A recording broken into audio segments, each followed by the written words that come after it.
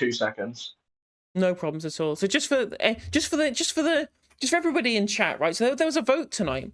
There was a vote about a fracking. So Labour we're doing put a bill to the Commons, which obviously was going to get defeated because they don't have a majority in Parliament, and they are the opposition. But the Tories decided for some reason, because it was fracking, and they know that it's a contentious issue within the party because loads of Tory MPs, right? They're MPs for constituencies in like rural areas, which is where fracking would happen, right? Not going to be fracking in like Birmingham or Liverpool or whatever. It's going to be fracking in the middle of fucking Montgomeryshire or some shit, right? So they knew that there was a potential rebellion. So by turning it into a confidence vote, doing a 3-line whip, which is essentially the most kind of the biggest, like the most they can do to cajole their MPs into being able to corralling for a vote, whilst also making it a confidence vote, meaning that if they lost the vote, we would potentially have a general election, right? That's how heavy. Like they were forced to turn up as well, otherwise they would end up losing the whip. 40 MPs didn't turn up, by the way, so it's mad shit that's been going on. There was, because it was such a crazy vote. This is after the Home Secretary has been forced out of the government. It was after the Home Secretary had been forced out of the government because she had a different opinion on immigration to the Prime Minister, because the Prime Minister wants to increase immigration, but Suella Braverman is a mess because she's very racist and also wants to kick out people coming across the channel and send them to Rwanda. So she got removed, and then because it was such an important vote for them to not lose, they've essentially there's been chaos in the Commons where people have been, where MPs, apparently there was an MP she was crying in the outside, being forced into the chamber, like literally manhandled by Therese Coffey into the chamber of the House of Commons to vote against this Labour bill to ban fracking. It's absolute mad shit. And then now both the chief whip and the deputy whip have also resigned. It's absolute fucking chaos. I've no idea what the fuck's going on. I'm just gonna, can you hear me now, Jude? I can hear you. Can you hear me? It's very quiet. Let me increase your volume. Oh Lord. And now? Yeah. How do I sound? I can barely hear you, and you're on like double volume. Oh shit. This is what happens when I washed my other pair of headphones by accident. No worries. It's cool. It's cool. Anyway, yeah, so we're going to try and find something to watch. I have no idea what the fuck we're going to watch. Don't know if there's anything to watch, but we're going to try and find something, or we're just going to chat shit about it, because I had no plans for today. I didn't know what I was going to stream or what I was going to do, but we've got things are fucked, right? This is the death of the Conservative Party. Surely they cannot come back from this. It's an absolute mess. I mean, we can just scroll Twitter, I guess. None of this was planned. I've no idea what the fuck I'm doing, which is obviously great. I know there's a bunch of people watching on YouTube now because I talked about Parliament. It's just crazy scenes. Soyborn in the YouTube chat found me via Kevin Logan. Thank you very much. I appreciate the kind words. Hope you're doing well. Oh, apparently we're at like peak banter timeline where Christian Guru Murthy called Steve Baker a Thanks cunt a lot, live on Steve. air. It wasn't a stupid question, Steve. You know it. I'm very happy to go up against you on Trust any day. What a cunt. What an absolute legend. What an absolute legend. We stan. Well, Truss was seeing the king today, apparently. They were having their shepherd's pie and dogging parties. Looks like the first rule of Tory Fight Club was broken. Yeah, Liz Truss didn't turn up for the fracking ban, so technically she defied her own whip. Like Liz Truss defied her own party whips by not turning up to the vote. Boris Johnson didn't. Kwasi Kwarteng didn't turn up to the vote. Theresa May didn't turn up to the vote. It's an absolute shambles. It really, really is. What can we watch? What can we watch that's not going to get me that's not going to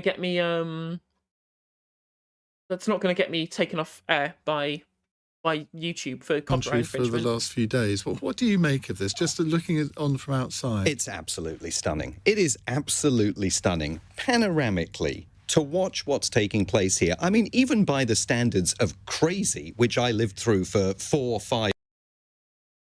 5 years in the US and will no doubt be returning to, because who knows where we're going to head after the midterm elections and into the next presidential election, to see the democracy in your home country atrophying before your eyes. I mean, you were asking last night, the government minister, that you nothing. Well, no one knows what's left in the manifesto, right? Like, corporation tax rises weren't supposed to be in there. Then they weren't supposed to be in there. Now they were because of Rishi Sunak, but now they're away again because they've been replaced by Jeremy Hunt, but then who's actually increased it again. What the hell is going on? Like, Republican Party had no manifesto. They didn't offer a platform to the American public. They couldn't be bothered to put one together at the convention. They said, just...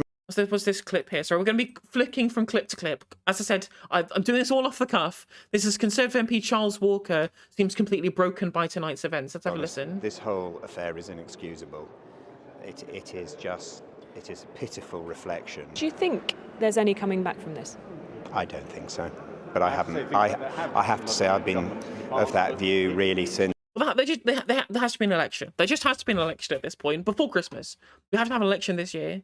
Candidates, yay, or whoever he is. I mean, at this point, anyone could be the next fucking, I don't know, foreign secretary, right? They could get, you know, Dick and Dom to be the new whips of the Conservative Party. Anything can happen. We live in like proper bizarro world banter timeline. Anything could fucking happen. Two weeks ago, this is an absolute disgrace. As a Tory MP of 17 years, who's never been a minister, who's got on with it loyally most of the time, I think it's a shambles and a disgrace. I think it is utterly appalling. So you seem quietly... I'm livid. And, you know, I really shouldn't say this, but I hope all those people that put Liz Truss in number 10, I hope it was worth it. I hope it was worth it for the ministerial red box. Oh, I mean, it might not have been worth it for them, but it was definitely worth it for me. Oh my God, the content. Like, even if the country's fucked, right, I'm going to be selfish for 5 seconds here. Think of the content. The content is glorious. I hope it was worth it to sit round the cabinet table, because the I think the chances of Boris coming back are incredibly realistic now. I think it's got to be Boris or it's got to be Penny Mordaunt, really. Right, we all saw Penny Mordaunt's performance at the urgent question earlier on in the week. It was fucking yesterday, wasn't it? It wasn't even that long ago. And we all saw that happen. And Penny Mordaunt was really strong. But it's got to be, I mean, at this point, it just has to be Boris. He's the only person who can hold a mandate. He's the only person who could theoretically, in some fucking crazy, bizarro world universe, win the next election for the Conservative Party. Right, they have to go back to what they were elected on in 2019. That's the strongest position that they've got. Damage they have done to our party is extraordinary. I'm sorry, it's very difficult to convey. You look... Was that GB News? Farage on GB News. Let me have a look. Furious about this. I am. I've had enough. I've had enough of talentless people. Right, resign. Leave. Call a by-election. Go and do fucking something else other than being a member of the murderer party. Putting their tick in the right box, not because it's in the national interest, but because it's in their own personal interest to achieve ministerial position. And I know I speak for hundreds of backbench. But I mean, they realise they have no actual policy that people want. They don't have a platform that people want to vote for. They don't have anything. There's nothing left for the Tories to be able to campaign on other than the personality of the funny man. Like, obviously, Penny Mordaunt is a strong candidate. I think that she would be a reasonably competent leader, even if she would be an evil one, right? But they can't win. They can't win unless they have the populist running on the fact that he's the populist, right? That's the only way they can possibly win. Who right now are worrying for their constituents all the time, but now worrying about their own personal circumstances, because there is nothing as an ex-MP. And a lot of my colleagues are wondering, as many of their constituents are wondering, how they're going to pay their mortgages if this all comes to an end soon. You should have voted for the Jam Man then, shouldn't you? Or William Hague was on Twitter saying that there should be a Labour government. He said he would vote for Keir Starmer. Which is crazy. Which is absolutely crazy talk. Read the 2016 one. That's what he's going to do again in 2020. I mean, how you return, and the Republican Party, as you know, has failed to return to its constitutional moorings, how this country returns to its democratic moorings the longer this continues, I think is a massive question. But, to answer Jay's question, is Liz Truss toast? Well, the astonishing thing is that tonight she still isn't toast, even though I think we could all agree. Wait a minute, let me see if Jude can pick up now.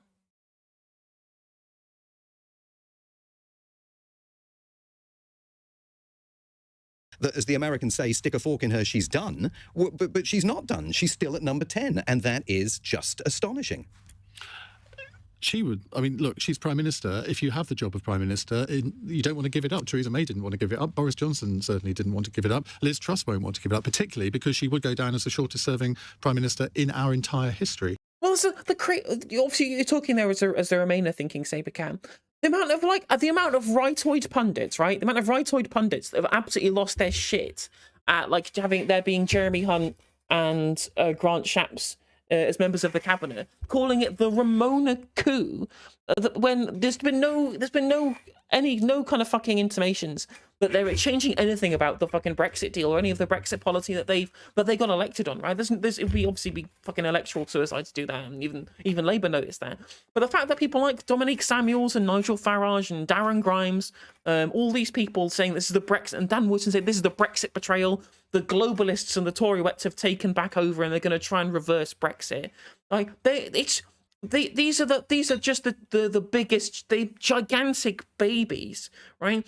Where as soon as a whiff of the person from the wrong team is in a position of power in the cabinet, suddenly all of the toys get thrown out of the pram, despite the fact that no material change is happening to any of the Brexit policy. I'm just going to throw that milk bottle on the floor 1 sec. These people are just childish. It just shows how fucking dumb, how actually fucking low IQ, actually fucking fridge temperature IQ, sub paramecium you have to be a right-wing grifter commentator in these days. We've all seen Dan Wootton and Darren Grimes. These people are obviously just mentally deficient human beings. And they're out here going, I can't believe the globalists are in charge. They want to turn us into the Chinese Communist Party. These people, these people should not have platforms. They really shouldn't. It's unreal. It's unreal. Because she has to get to January the 8th to beat George Canning, who served 119 days. I love bringing these little facts into the conversation. Should write a book about it. I should. I really should. But of course, you compare what's going on here with what's going on in America. Joe Biden clearly also wouldn't want to step down as president, even though I think most objective people look at him and think he probably should. That we will abide by the pensions triple lock. Will the Prime Minister? Well, I'm glad that he went for her on cuts, because, in fact, that was the question. The jam man was bad. Oh no! It looks like you got exactly what you wanted. I was bobbing to ask a question, and that's what I was going to say. That last week, government departments would have to look for efficiencies. We cannot go back to austerity, and there is no mandate to do that. In fact, there's no mandate for anything that Liz Truss has done. But she did say today that spending would be up this year, and it will be up next year. So that's not austerity, is it? Well, that's not what her Chancellor says. Who should we believe? Fair question. There's no normal here. That's the most striking thing to me, coming from having lived through abnormal. This was supposed to be the political transition that brought the adults back into the room, that brought some semblance of normal back to what had been a highly... I fucking hate that phrase. And the adults in the room phrase only existed because people wanted to delegitimise the idea of any kind of left-wing, or even moderately left-wing alternative to the neoliberal establishment that we've had as economic policy, the de facto for the past 43 years. Abnormal, chaos-driven process. And suddenly there's absolutely no normal. James Cleverly was on this morning, right? Talking about the triple lock. And then they completely undo that hours later. Even the internal communication seems to be all over the shop. Well, it does indeed. Now, the Conservative MP, Alexander Stafford, we were talking about him just before 8. Tory MP overheard Deputy Chief Whip Craig Whittaker saying, "I am fucking furious and I don't give a fuck anymore." He's now resigned.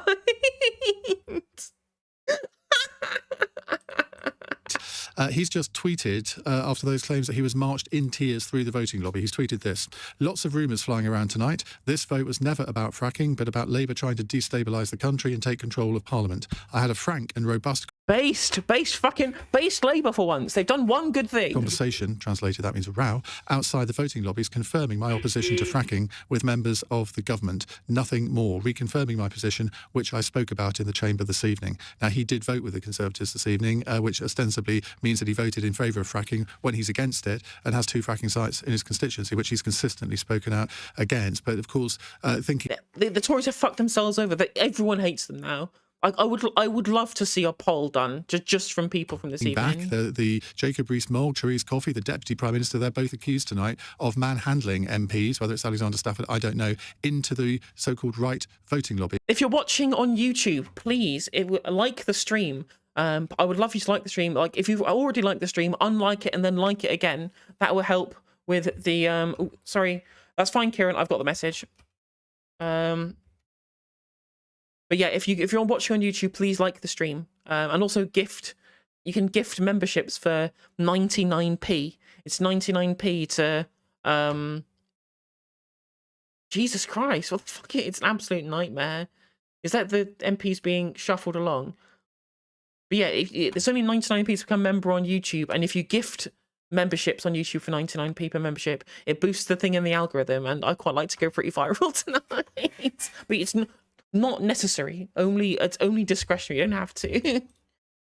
Chris Bryant says he has photographic evidence of what was going on and has called for an inquiry. So we might talk a little bit more about that in just a moment. If you'd like to ask our panel a question, 0345 6060 973. And we have an Alexa question coming up. It's 8:15. LBC. Let me just skip through that, get to the next question. Having great fun tonight, as you can imagine. Jimmy McLaughlin I wish I was. Well, you know what I mean. It's the host of the podcast Jimmy's Jobs of the Future. Tell us a little bit about the podcast, Jimmy. So we interview Oh yeah, so it turns out Liz Truss's approval rate. creating jobs. So one of the things when I was in Number 10 was that we get lots of stories about Debenhams closing and so on, and it'd be my job to go in and tell the Prime Minister that wonderful news. And she would often say, well, you know, where are all these sort of new jobs being normal back to what had been a highly abnormal, chaos-driven process. And suddenly there's absolutely no normal. I mean, James Cleverly was on this morning, right? Wait a minute, that's not what I wanted. I wanted to go to here. There you go. They have watch given that. the lettuce a box of tofu, apparently. Have they? Yeah, There you go. the lettuce. Really? You're surprised? Nadia? Well, as I say, I think the lettuce is certainly looking a lot healthier than Liz Truss's tonight. She was reportedly one of the Tories vote in her government. Look, if she's the second Tory PM to be got rid of, then that will be... Oh yeah, all of the rightoids are doing it now. Like Nigel Farage, Calvin Robinson, Darren Grimes, they're all calling for ditching a first past the post because they don't want the left, the quote unquote left. And I agree. I think it's bad. Like, if we literally, like, if we would get a Tory electoral wipeout and we end up with fucking the Labour Party on 500 odd seats or whatever, that's not good. That's not healthy. That's not a good thing to have happen, right? Well, the amusing, it would be hilarious, right? It would be absolutely fucking hilarious. Say, for example, Rebecca Long Bailey or somebody had won the leadership election in 2020, right? And they just were biding their time up until this point right now. And then we got the same polling where we're looking at a 500-seat majority. With fucking revolution, mate. Fucking with the Marxist-Leninists have won. They've gained control of the state. Let's fucking go. Nationalise the shit out of everything. Let's do it. I'm incredibly sad that we're not going to have that opportunity to go full fucking leftoid. Because we have Melts in charge of the party.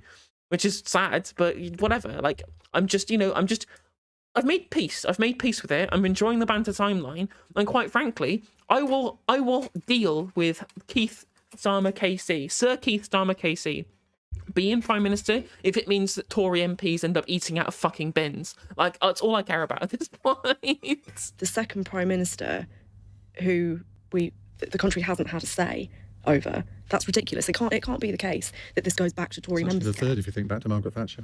Oh, I meant consecutively. Right, okay. But, hasn't given a mandate to her. They've gone back on many manifesto commitments. The Tory membership, the majority of them want Liz Truss to resign, and they only voted for her 6 weeks ago. Fickle bunch, aren't they, Jimmy? Yes. I mean, you've chaired the hustings as well in the past, but it's extraordinary times that we're in at the moment with what's happening. I mean, I don't think it will go to a membership vote again if that happens. I think it will be the parliamentary party that decides it. And I think this is one of the problems that actually Liz Truss has got, is when David Cameron and Boris Johnson won the party membership votes, they had over 50% of the MPs. I mean that's the other issue, right? Is with the huge majority and with literally everyone, no one can. They're so far behind on the polling that no one can afford to ever vote against the government, right? No one can afford to vote against the government because they know as soon as the government loses like a high level vote, that's confidence gone, and the general election happens, and then they all end up losing their seats, and then they're gone, right? Like. They can never ever vote with their conscience anymore. So, for example, if someone like Braverman was still Home Secretary at that point, any old fascioid shit that she wanted to push through, she'd push through. Like, I'm very relieved that she's been replaced by Grant Shapps because he seems a lot more normal than she is. Like, I don't like Grant Shapps at all, but at least during the leadership election, he was the only person who didn't fucking fall into the cultural anti-trans pipeline shit that everyone else seemed to do so during kind of the debating period of the Conservative leadership election. And he seems a lot more normal. Obviously, he's a Tory, so he's evil, he's bad, but like, is he as bad as he's just like a fucking psychopath like Suella Braverman is? No. So the likelihood of like horrendous draconian legislation outside of the public order bill that passed today going through, I think, is a lot lower. But if the absolute fucking wingnuts that were still in charge, we'd be seeing like, again, they would be able to force through anything because no Tory MP could vote against the whip. Supporting them from the offset. So in effect, the membership were almost rubber stamping the parliamentary party's problem. Liz Truss's problems have begun with the fact that she only had a third of the party backing her, the parliamentary party, and I think that's quite an important distinction. And she is now trying to reach out across the party with the appointments she's making in Jeremy Hunt, Grant Shapps, Greg Hands as well, the Trade Minister at the weekend. But it's a real problem that she's having to do that kind of 40 days in. Jacob Rees-Mogg has said tonight, wait for this, this is a government that is functioning well. Spin that one, Charlie Rowley. Well, the answer is, and look, Jacob is in the cabinet and I'm not, so he's obviously going to hold that view. But I honestly just would implore if people are minded to, you've got to be open about it. And it has been not the best start. Obviously, that is plain to see. And even if you have the... Have you ever seen someone who looks more Tory? The ideas and the ambition to come in and cut taxes, to go for growth, to do all of the things that Liz wanted to do. Now, obviously, we know what happened in the events of last week. It hasn't worked. It wasn't the right time. It's been junked. What you then have to do is recognise the decisions that you take going forward. And it was absolutely right to bring in a sensible, pragmatic Chancellor like Jeremy Hunt. It has been sensible today to, in the event of Suella resigning, and whatever you think about that resignation, by her own admission, she fell below the standards. Well, that's a crazy thing, is that they keep saying, oh, we need to go for growth, we need to go for growth. And then the one thing that's really easy to get additional growth is if you just let more immigrants in and you just increase the population, right? That just instant GDP increase overnight. Yet Suella Braverman is just so, actually fucking psychotic. She thirsts for blood, and so she would refuse, and she put her foot down on new binning stuff like Rwanda to try and get more migrants in. Like, so that's where a lot of the kind of the stuff happened with that resignation, which is funny to me. But I hope that now she's gone, we'll get a little bit more immigration, because the fucking NHS needs the doctors. To be fair, she has broken the rules. She has got. Kwarteng didn't vote. Boris Johnson didn't vote since being. The replacement of Grant Shapps is obviously the right thing to do. It is showing leadership. To appoint people to these roles. It is showing demonstration that you are in control now going forward, that your tent is wider, that the number of people that you have around you in terms of the ideas and their experience is valued. Now, tonight, it's another unforced error by the sounds of things in terms of the fracking vote. Clearly, there's some confusion, is as the Prime Minister is to appoint a Chief Whip that can command the respect and the authority of the government, that has an 80-seat majority, and continue to govern. That is what Liz will be doing tonight, and that's what she'll be doing tomorrow morning. Right, let's go to another caller, Dave in London Colney. Hello, Dave.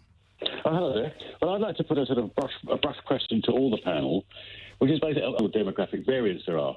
You've got professional and industrial with employment categories. You've got generational differences, cultural differences, gender identity, multimedia allegiances, etc., etc. To refer back to previous governments' achievements and conduct, they had different days then. Well, you're right, but successful parties are relatively broad-based coalitions. You look at our most successful Prime Minister. Boris actually gone to Parliament since the Queen's death speech. I'd be surprised if not. Look at Ronald Reagan. You look at Margaret Thatcher. You look at Tony Blair. They got people to vote for them who weren't natural allies of them, and that, I think, I mean, any successful party in the future is going to have to do that. And Boris Johnson, actually, you could say, was very successful in doing that. Well, if you look at the genius of Chris Bryant speaking on Sky News, let's have to listen. Raleigh and Business Secretary Jacob Rees-Mogg. Yes. And who else? I'm holding my hand because I've got a photo on my phone, but the Deputy Speaker's asked for evidence, so I'll be handing that over to her. And how many people do you think ended up being persuaded by... I don't know, because I had to vote myself, so I don't know.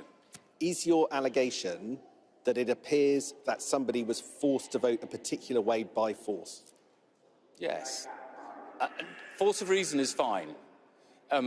You know, strong encouragement is fine. I'm not naive about all of this, but what is not fine is shouting in the division lobby, aggressive pointing, and physical pushing. Did Therese Coffey engage in shouting and physical pointing? They're so patriotic, they decided to have a game of British Bulldog in the division lobby. I don't know. Did Jacob Rees-Mogg engage... I know where you're going to go with all of this, and I don't know. But you say... There were many others who witnessed But you say you saw it, but you don't know whether those two were amongst those physically I know they were shouting. standing there. It was, you know, a group of, I don't know, 10, 12, 15 MPs standing around. You'll understand the seriousness of the two people that you have named. Can you describe exactly what you saw? Those two people who are not here to defend themselves. Can you describe exactly what you saw? I'm not wanting to overstate what I've saw. So you have named them, and so I want to ask me who was standing there. Yes, and I want to know. Prominent people that I saw standing in that group of 10 or 12 people, and they certainly moved forward with that group into the division lobby. I'm not saying that either of them personally, physically grabbed hold of an arm and pulled somebody through. Do you think people of that stature should take part in that kind of activity? I don't think any MP should be bullied, and what I saw was bullying. Well, of course they have. Well, I mean, what would you expect? Like they're all, again, as I said, any kind of confidence vote that fails and the government gets toppled, everyone loses their job. Like they have like 2 MPs left on the current kind of swings we're looking at. Probably they might even have none left. They might no one might vote for them after all of this fucking garbage, after this absolute shit show. They might be left with literally no seats left. So they can never ever risk any confidence vote going the wrong way, lest they all be out of a job in 25 days time or whatever. So it can never happen. So they literally have to force everyone to vote the same way because it's their jobs and their livelihoods are at stake. Did he call a point of order? Yeah, he called a point of order in Parliament as well. Madam Deputy Speaker, I would urge you to launch an investigation into the scenes outside the entrance to the no lobby earlier. As you know, members are expected to be able to vote without fear or favour. Yes. And the behaviour code, which is agreed by the whole of the House, says that there shall never be bullying or harassment of members. I saw members being physically manhandled into another lobby and being bullied. While crying. If we want to stand up against bullying in this House of our staff, we have to stop bullying in this chamber as well, don't we? Order. We're talking about behaviour. We will have a little... I think you would be right, Bilderberg. I think they would gain a little bit more trust and a little bit more confidence in the party themselves if they did literally fall on their swords, right? If they did just throw in the towel and go, look, the public should decide, right? I think you're right, but I don't think it's the Tory party. It's like I said, they're ruthless. They don't give a shit. They're not gonna risk their own jobs just to save some face within as far as the country's concerned. They're gonna hold on. They're gonna grasp on for the next 2 years if they can. Little bit of good behavior. But you are right. If they wanted to actually theoretically, save some face electorally, they should absolutely do it, yeah. For a moment on both sides of the House. Yes. The Honourable Gentleman raises an important matter about behaviour, and he knows better than anyone else that we have an... And to think, basically all of this started because fucking, what's the comedian's name? Joe Lissette on Laura Kernberg's show on Laura Kernberg's Sunday show said was a little bit sarcastic about Liz Truss, and that's where we've gotten. That's where we've gotten now. Extremely good system for investigating. Oh, 100%. I don't like Keith. I don't like Rachel Reeves. I especially don't like Rachel Reeves. She's fucking awful. But you know, if putting them into number 10 is what it takes for the Tory party members to all be out of a job, and to be in the fucking queue for the dole queue, fuck it. I don't care anymore. I just don't care. I just want them gone. I want them gone. I want them out of public life forever. Fuck them all. Allegations of bullying, intimidation, or bad behaviour. And if the honourable gentleman cares to bring evidence and facts to me, I will make sure that the matter is properly investigated. Of course, we must have decorous behaviour at all times. And so we will. Donald Trump. The genius of Donald Trump was to realise before anybody else in the country that the American electorate was ready for their politics to be turned into a reality TV drama. That's what he did. He mainstreamed people from the far right. No, I'm incredibly reassured. Been left out in the outer fringes of the dark internet, and he turned politics into a made-for-TV drama. And American politics to this day is still struggling from that and trying to find a way back to some semblance of orthodox political behaviour. You know, with the end of Boris Johnson's government, clearly, you know, for months and years, you'd been lurching from one crisis to the next, most of them. It is crazy, right? It is absolutely crazy that it got to this point where Suella Braverman was an incredibly powerful person in the country, considering that she's essentially just like, you know, the Mauritian Anders Breivik, really. When you look at the kind of shit that she says about like cultural Marxism and stuff like that, all the stuff she says about like brown people and immigrants coming across the border, all these kind of people, the invasion as she describes it, like how, like outside of actually going and doing the deed, like how far removed is she from Anders Breivik? Self-created by the Prime Minister and people around him, there was then the hope that there might be an opportunity to row back to a more normal time where there could be considered political conversation, considered philosophical discussion about the great issues that beset the country, never mind the domestic economic crises. Look at the international situation. Vladimir Putin today declaring martial law in 4 of those regions that he seized.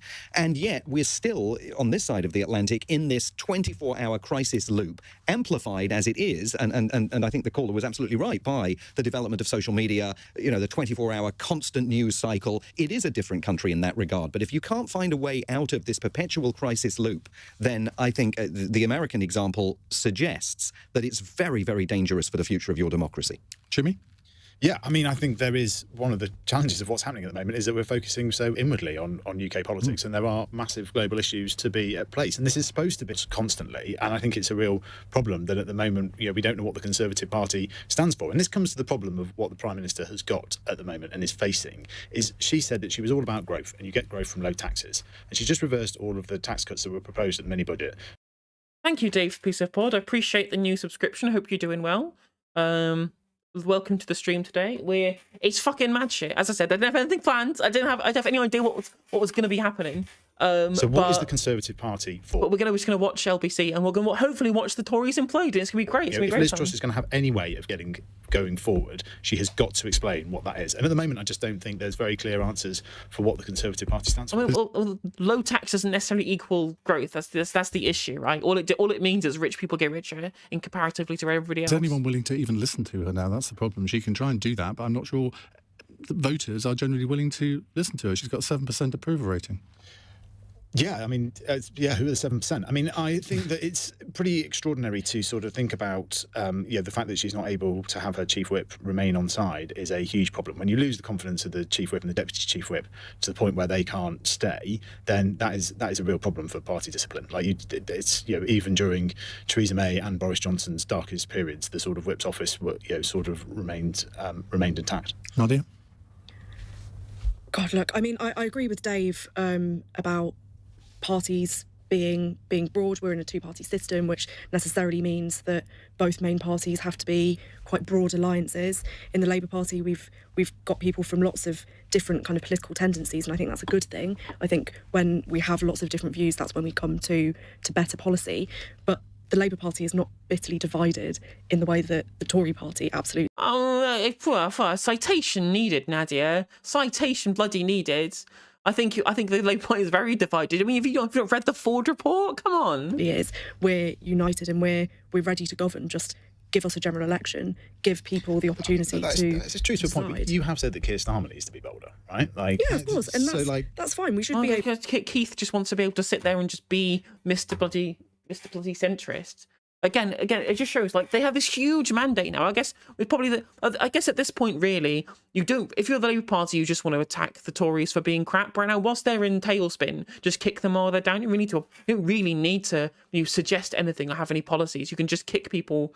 You can just say the Tories are bad. Look at them messing up the country, and then once you've got that mandate, if you use it come election time, right? I will happily admit that egg and my face are in alignment if come the election time Keir Starmer has a bunch of nationalisation policies and doesn't row back on his pledges. But him tweeting out shit like, how can you trust a political party that never sticks to its guns and always lies and rows back and U-turns all the time, considering his past and considering the pledges that he broke and the kind of ideological line that he's taken, the kind of very liberal ideological line that he's taken. I don't think he's really got really high standing. But again, he doesn't need to put forward policy. All he can do is just say the Tories are bad, which is good. They are. To disagree with each other, to disagree well, to push for certain policies. That's what being in a democratic party. Liz Truss's favourability rating is lower than the rates of inflation. I mean, it's almost lower than it's almost the same as the interest rates.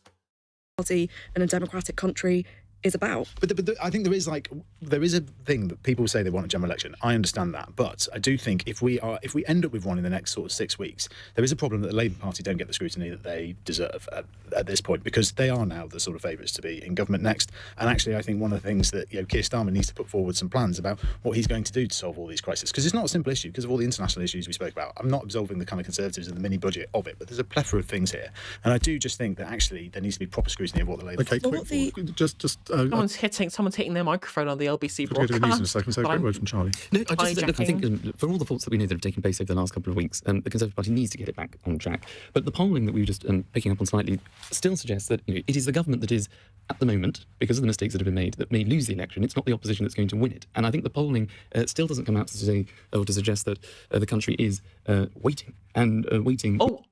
Breaking news, guys! There's breaking news. It turns out that Juan Guaido has declared himself the new chief whip of the Conservative Party. With bated breath for Sir Keir Starmer to be the next Prime Minister. If there's a general election tomorrow in the polls. But I don't think that's for the Labour Party or for Sir Keir Starmer to be. There's a 36% lead for Labour. If there was an election tomorrow, the Tory Party would be lucky to even be the official opposition, let alone running the country. As I said, damning. Probably because of too many unforced errors on our side. But the Conservative Party can turn it around. I don't think it's a huge endorsement for the Labour Party for its policies, for the reasons that you say, Nadia. Sir Keir needs to be bold himself. We have bold policies. We've pledged £28 billion a year for a Green New Deal.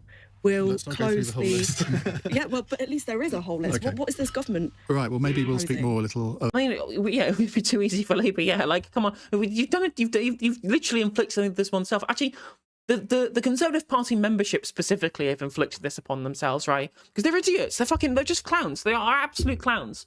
Where they just sold this lie of this kind of libertarian future, which never existed and is economically ruinous and untenable and ridiculous, considering the kind of things that people actually want. Because remember, the general public don't want that shit. They don't want libertarian future. They want fully funded public services. They don't want the state to disappear. They like the fucking NHS. The Conservative membership just do not know what the fuck they're doing, and they've destroyed the Conservative Party from within. And quite frankly, good, brilliant, fuck it, I'm glad. It had to happen eventually. About Labour's policies, if you want to ask about that, you're very welcome to do so. 0345 6060 973. You're listening to LBC. I'm Ian Dale. It's Cross Quest. We might get a party split. I mean, it'd be fucking hilarious if there was a party split. I mean, if they're the Johnson party, if they got rid of they became the centrists and the libertarians, became their own different individual party platforms. Maybe we might have a real democracy. But then again, they would just vote split, and then Labour would be in power forever. Because why would they get rid of FPTP from the future? And Simon Marks, LBC's US correspondent. Our next questioner is Simon in Bushy. Hello, Simon. I think there's a non-zero amount of Tories who would vote for Keir Starmer on his platform. They wouldn't be looking at. So, for example, Wealth taxes was something that were essentially being ruled out when Reeves was having discussion with people in the finance industry, and that kind of might not actually be on the menu. So, I mean, and if they keep things like the stamp duty cut, then a lot of the kind of homeowner people might actually vote for Keir Starmer just because they believe he's a quote unquote safe pair of hands. That's all, because a lot of kind of homeowner middle class types, they don't have any political vision. They don't have any political. They just want to make sure that their house continues to increase in price and that people and that their life is easy, right? They favor stability, and they might vote for Keir Starmer because they believe that that's what he represents. Simon, talk to us. I mean, considering how much flack Labour have gotten for accepting Christian Wakeford, I think they would be unlikely that they would accept them, Bilderberg. But I think the likelihood of loads of people crossing the floor to try and save their own careers is pretty high. I think you're right. No, he's not going to talk to us. Okay. Well, his question is, I can tell you, is it time for Boris Johnson to come back? Charlie?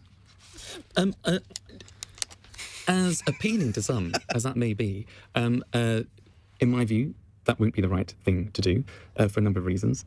And I think will not be rewarded particularly well for bringing back Boris, who obviously left. I mean, the question could be, should he come back from his holiday in the Caribbean, where he is at the moment, apparently, which, I mean, I think is extraordinary given the Parliament's sitting. Yes, that's a perfectly legitimate question to ask. And you know, you're 100% right. If Keir Starmer wants to continue playing this press game that he's playing, it's something that he just can't touch with a barge pole, which is sad, because what needs to happen is a change in how we think about things like capital gains tax. It's criminal. It's absolutely criminal that working hard, but it's absolutely criminal that working hard every day, actually being productive, helping continue to create the wealth of our civilization, and you get taxed more than somebody who just turns money into more money, whether it be from capital gains, from appreciating assets, or whether it be from shared dividends from companies that other people work out, generating you money without doing any work, doing any work yourself. Or whether it be from just kind of financial transactions and betting on the stock market. Like, none of these are productive things, and you get taxed less on these than you do on actually working and fucking contributing to society, right? It's nonsensical, completely nonsensical. With an 80-seat majority, you may allow a bit more fluidity in terms of attendance, but that is a question worth asking. But should he return as Prime Minister of the United Kingdom or to lead the Conservative Party? I don't think that's right. I think after the 2 years of the whole country went through in terms of the pandemic, followed by Partygate, followed by a series of mistakes that took and missteps that took place in Number 10 under his watch, I don't think that would be right. I don't think that's what the public would reward us for. There is a logical argument for him to return. Let me play devil's advocate here, and I'm not advocating this myself before. Also, if you're in YouTube chat, next where there's the bit where you go to gift subs, right, or you to become a member, or the join button, I forget.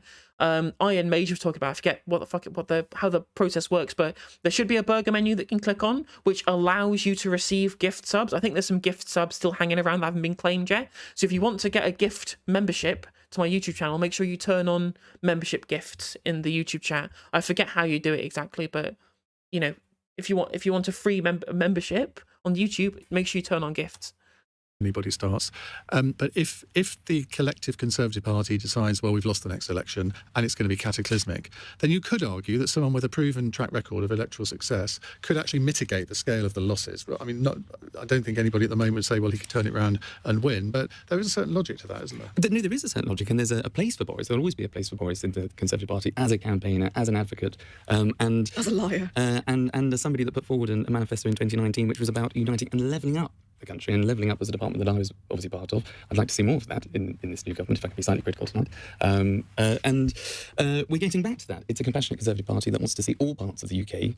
Yeah, the idea that Boris ever really cared about the country is fucking wild to me, considering that he kept swanning off on holiday during the leadership election when he was supposed to be interim Prime Minister. It was up in fucking Slovenia and Cyprus. Right. And, as I say, a former health secretary that's now the Chancellor's Exchequer will obviously protect the NHS and the most vulnerable. That's what the plans that he've set out earlier this week. That's what we'll see on the 31st of October. But Boris will obviously be an advocate for the party and for the government, but I don't think he should return to Number 10, no. Nadia. It's a valiant effort at spinning it, but it's just not true, is it? You haven't levelled anything up. It's been kicking down all the way through. On Simon's question, well, what choice? Should we have the man who broke his own laws and then repeatedly lied about it, or should we have the woman who is constantly U-turning and doesn't have any solution for the crisis. I mean, I have plenty of potty mouth over here, Dave. You swear as much as you like. That people in this country are facing. The two issues are basically that we've got the mini budget, which don't need me to take you through it. It's been an unmitigated disaster, not just incompetent, but frankly economic vandalism, causing run on the pound, potentially even risking a global financial crash. And then we've also had austerity for 10 years. Senior Tory MP says, I personally think she has to go tonight. I've never seen anything like that in my life. My understanding is a shed load of letters have gone in today. After tonight, you're going to see absolute chaos. The next 24 hours are going to be hell for Liz. After someone essentially said that it was only supporting the bill. William Ragg, this MP said he was only supporting the bill because he couldn't have the whip removed because he wanted to make sure that his letter of no confidence was recognised. Previously, which meant that our public services were going into a cost of living crisis completely ill-equipped. We didn't have the social safety net that people rely on. And instead of investing in those 10 years when interest rates were extremely low, the lowest they've ever been in history, the government didn't do that. So now what do? Well, we need to tax the rich. Needs to be paid for by someone, and it can't be paid for by working people. And we need to be borrowing, but only to invest, not to be funding tax cuts for your super rich mates. Jimmy. To the question about whether Boris Johnson should come back, I mean, I'm not sure whether he would want to, frankly, at this stage. I do think... I mean, like, whoever theoretically would replace Liz Truss is being handed the most poisoned chalice in politics. Anywhere, any time in history, has there ever been a bigger poison chalice than this? An interesting question. Other than maybe Theresa May and Brexit. About what happens next if there is a leadership election. If he were to throw his hat in the ring, I mean, it would be pretty extraordinary. And there's no doubt he's got a big following within the parliamentary party. I do think one of the things that is sort of being reported a lot at the moment is that Conservative MPs can't decide what to do because they don't know what's going to come next. I think it's quite difficult, actually, for the Conservative Party to know what is going to come next. And I'm not sure that's necessarily a good enough reason to delay things. So it goes back to the first point I made at the top of the hour about Conservative MPs need to make a decision about what's happening because it is unsustainable at the moment. Simon? I mean, I'm with Jimmy. Unless there's something going on behind the scenes, potato circuit in America. He was giving a speech to insurance agents or the travel industry. I mean, he needs to. Whoever comes back, it's all the same. It's all the same, like, kind of shades of shit at this point. I don't think there's any real kind of. There's nothing they can do really to bring things back. But I think the thing that would save their face the most is put the guy who has the electoral mandate, right? Put the guy who actually had the manifesto written for him in 2019, the person who the country actually voted for, right? I fucking despise Boris Johnson for obvious reasons. He's a bad person. But if we want to pretend that we have a semblance of democracy, we'll put him back into number 10 and we'll call a general election. He can stand again, right? He can be the leader of the Conservative Party and we should have a general election right now. That's the only fair way of doing this shit. We can't just have Tory party musical chairs decided by the membership or the parliamentary Conservative Party. We can't just this endless game of musical chairs where people who aren't the members of the population decide who runs the country, and we end up having manifestos that flip-flop all over the place. We need to have stability. We need to have a proper vision that has been voted on and been given a mandate by the general public. But if they want Boris Johnson to be Prime Minister again all over again, he needs to get another mandate by going to a general election. That's the only way. It's the only sensible thing that makes sense as far as I'm concerned. We've all heard from his aides and friends. He sees this. Well, the other thing as well, actually, another point as well. The other point as well is that Boris Johnson he's still not faced the Parliamentary Selects Committee about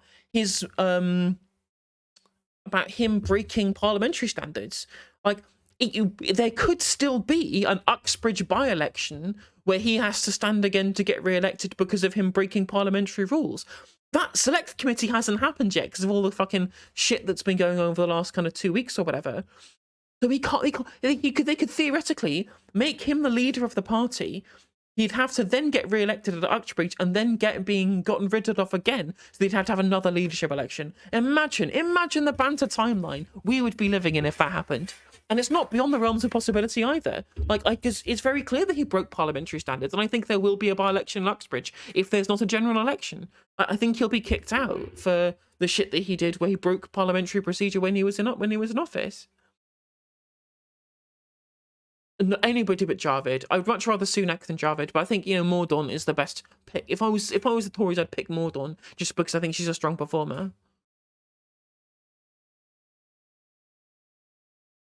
Yeah, Jeremy Hunt, the guy who wrote the book about how to privatise the NHS, right? The safe pair of hands. Now is his opportunity to make the money that he was unable to make during the period that he was at number 10 Downing Street. I don't see any indication that he's a viable part of the conversation. But again, maybe all of those conversations are taking place behind the scenes, and you know, his mobile phone's getting very sandy. We're going to move away from this subject for the last 15 minutes of the programme. Some of you, Charlie, might be relieved to hear. 0345 6060 973. It's coming up to 8:45. LBC. What they're talking about next. Is it worth even watching? Because if you look at the matchups, even now, between Donald Trump and Joe Biden, when you project that in the polling... American politics, no, shut up, don't care. Do not care. The foreign secretary is the prime minister's standard. I mean, that would make sense. Is it James Heapy, who's the Minister of Defence, Ben Wallace? I have no idea. Who's foreign secretary? I don't even know who foreign secretary is. That's bad. I should know. I'm supposed to be somebody who pays attention to politics, and I have no idea who the foreign secretary is.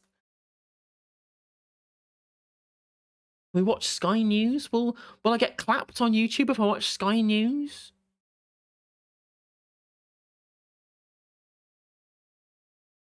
I have no idea. Cleverly. Okay, cool. Cleverly, that makes sense.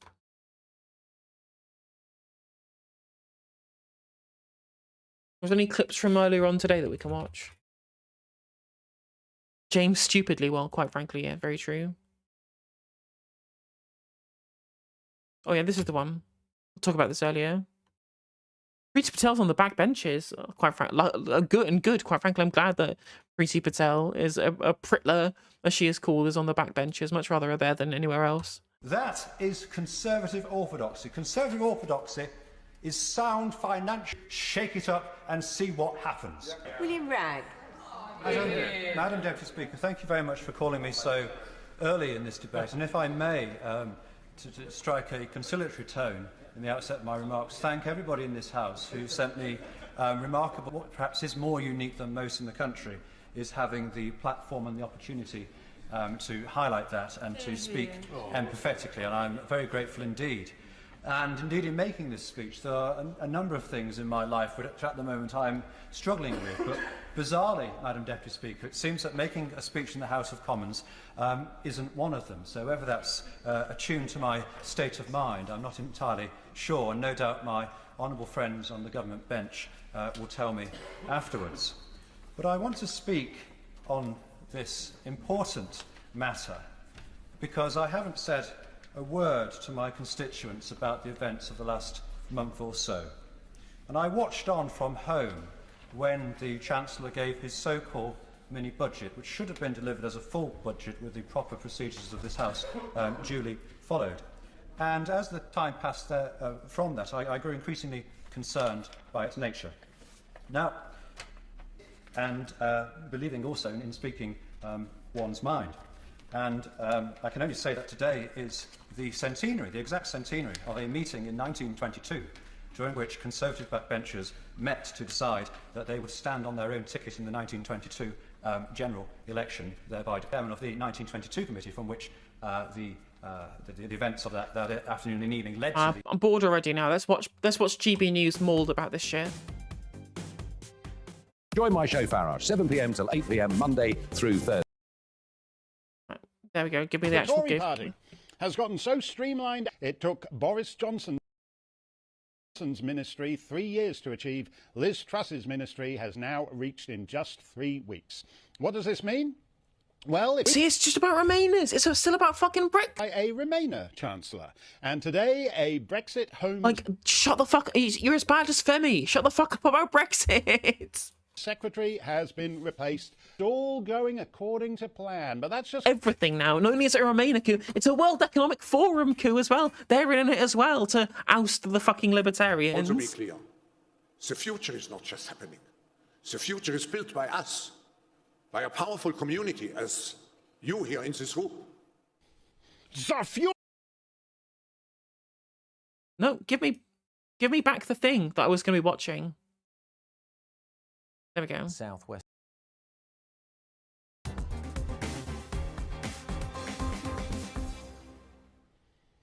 Thank you, Paulie.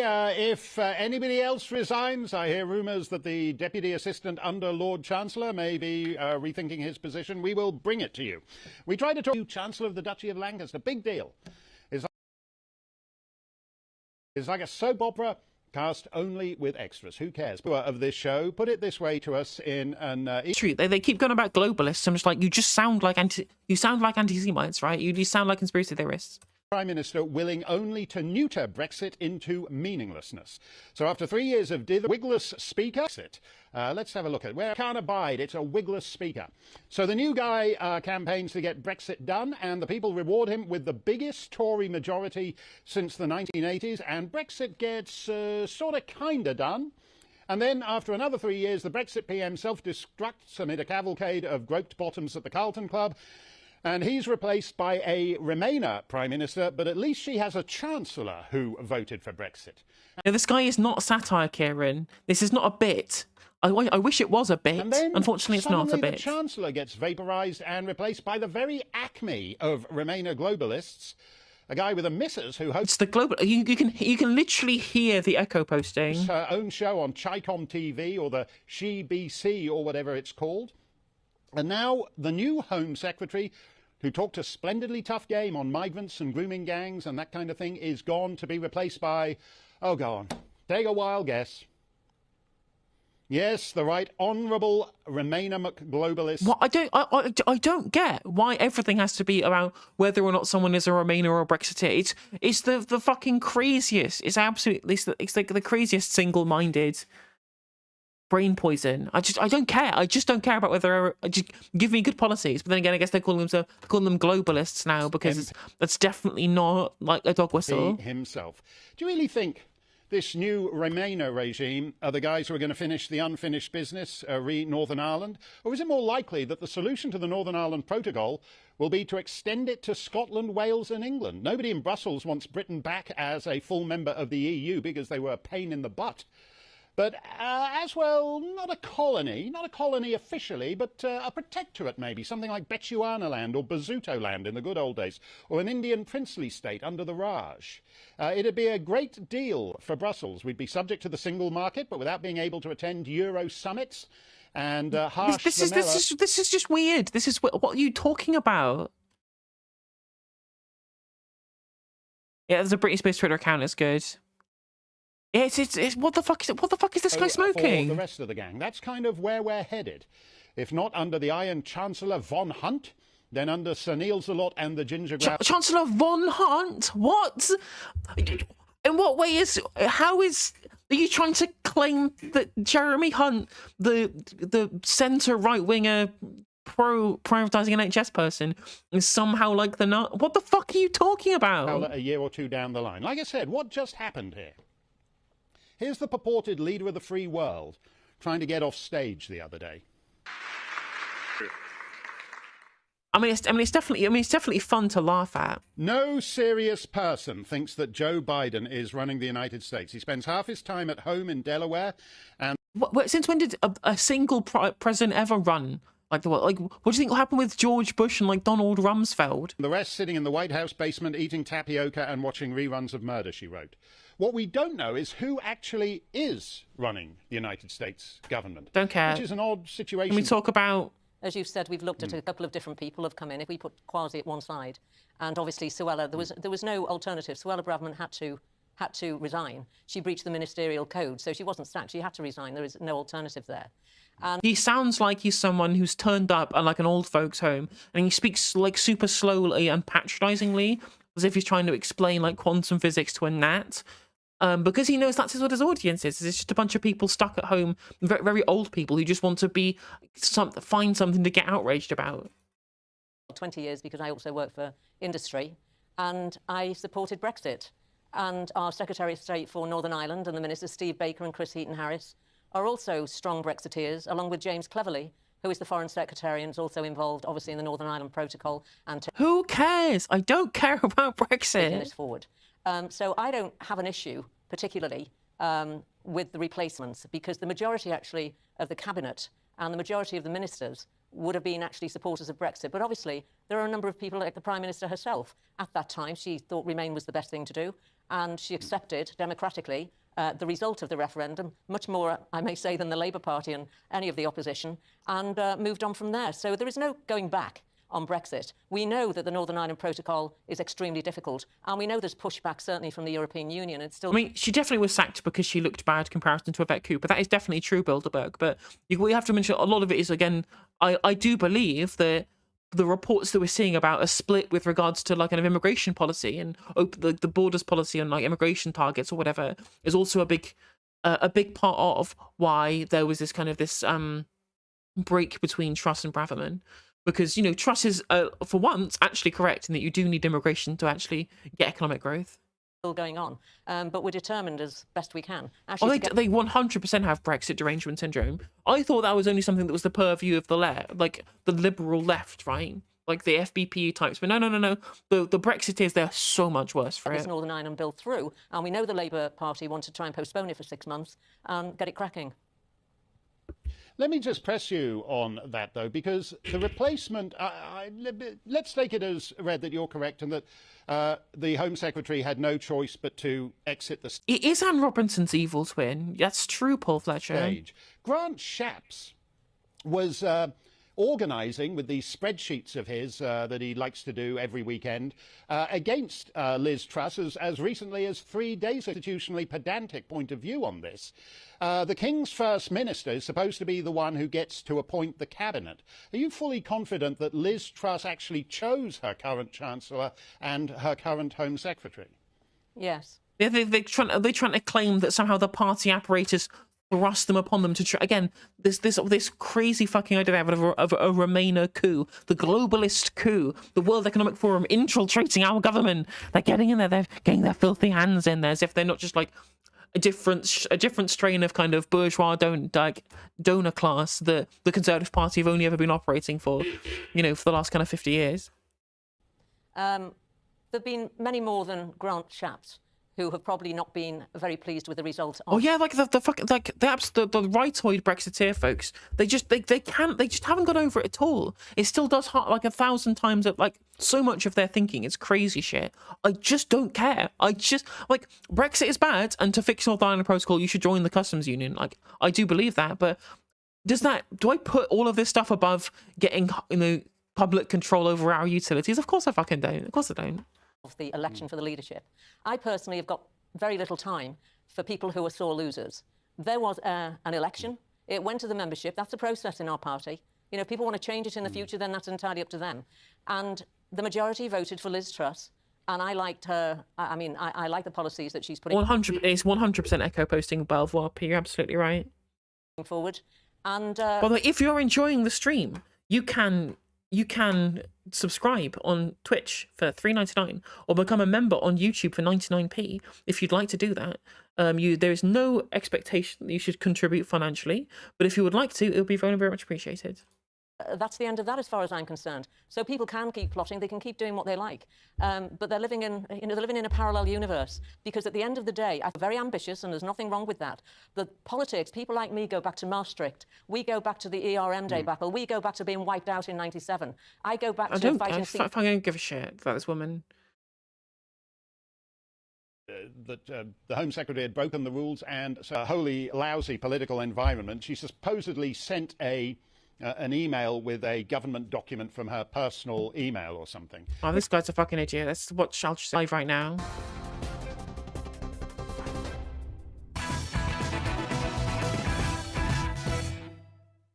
Oh, we're going to have time for Dan Wootton.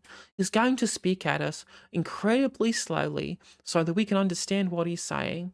And he's going to talk to us like we're 12 and we don't know what he's talking about. So how the hell did I go away for a week and return with Jeremy Hunt and Grant Shapps running the country? Just literally, it's exactly the same shit. Just globalist Ramona coup. Dave's piece of pod, thank you for the membership. Welcome to the No Justice stream. I hope you're doing well. You can have access to my excellent emotes. To say what's happened these past few days has been deeply disturbing.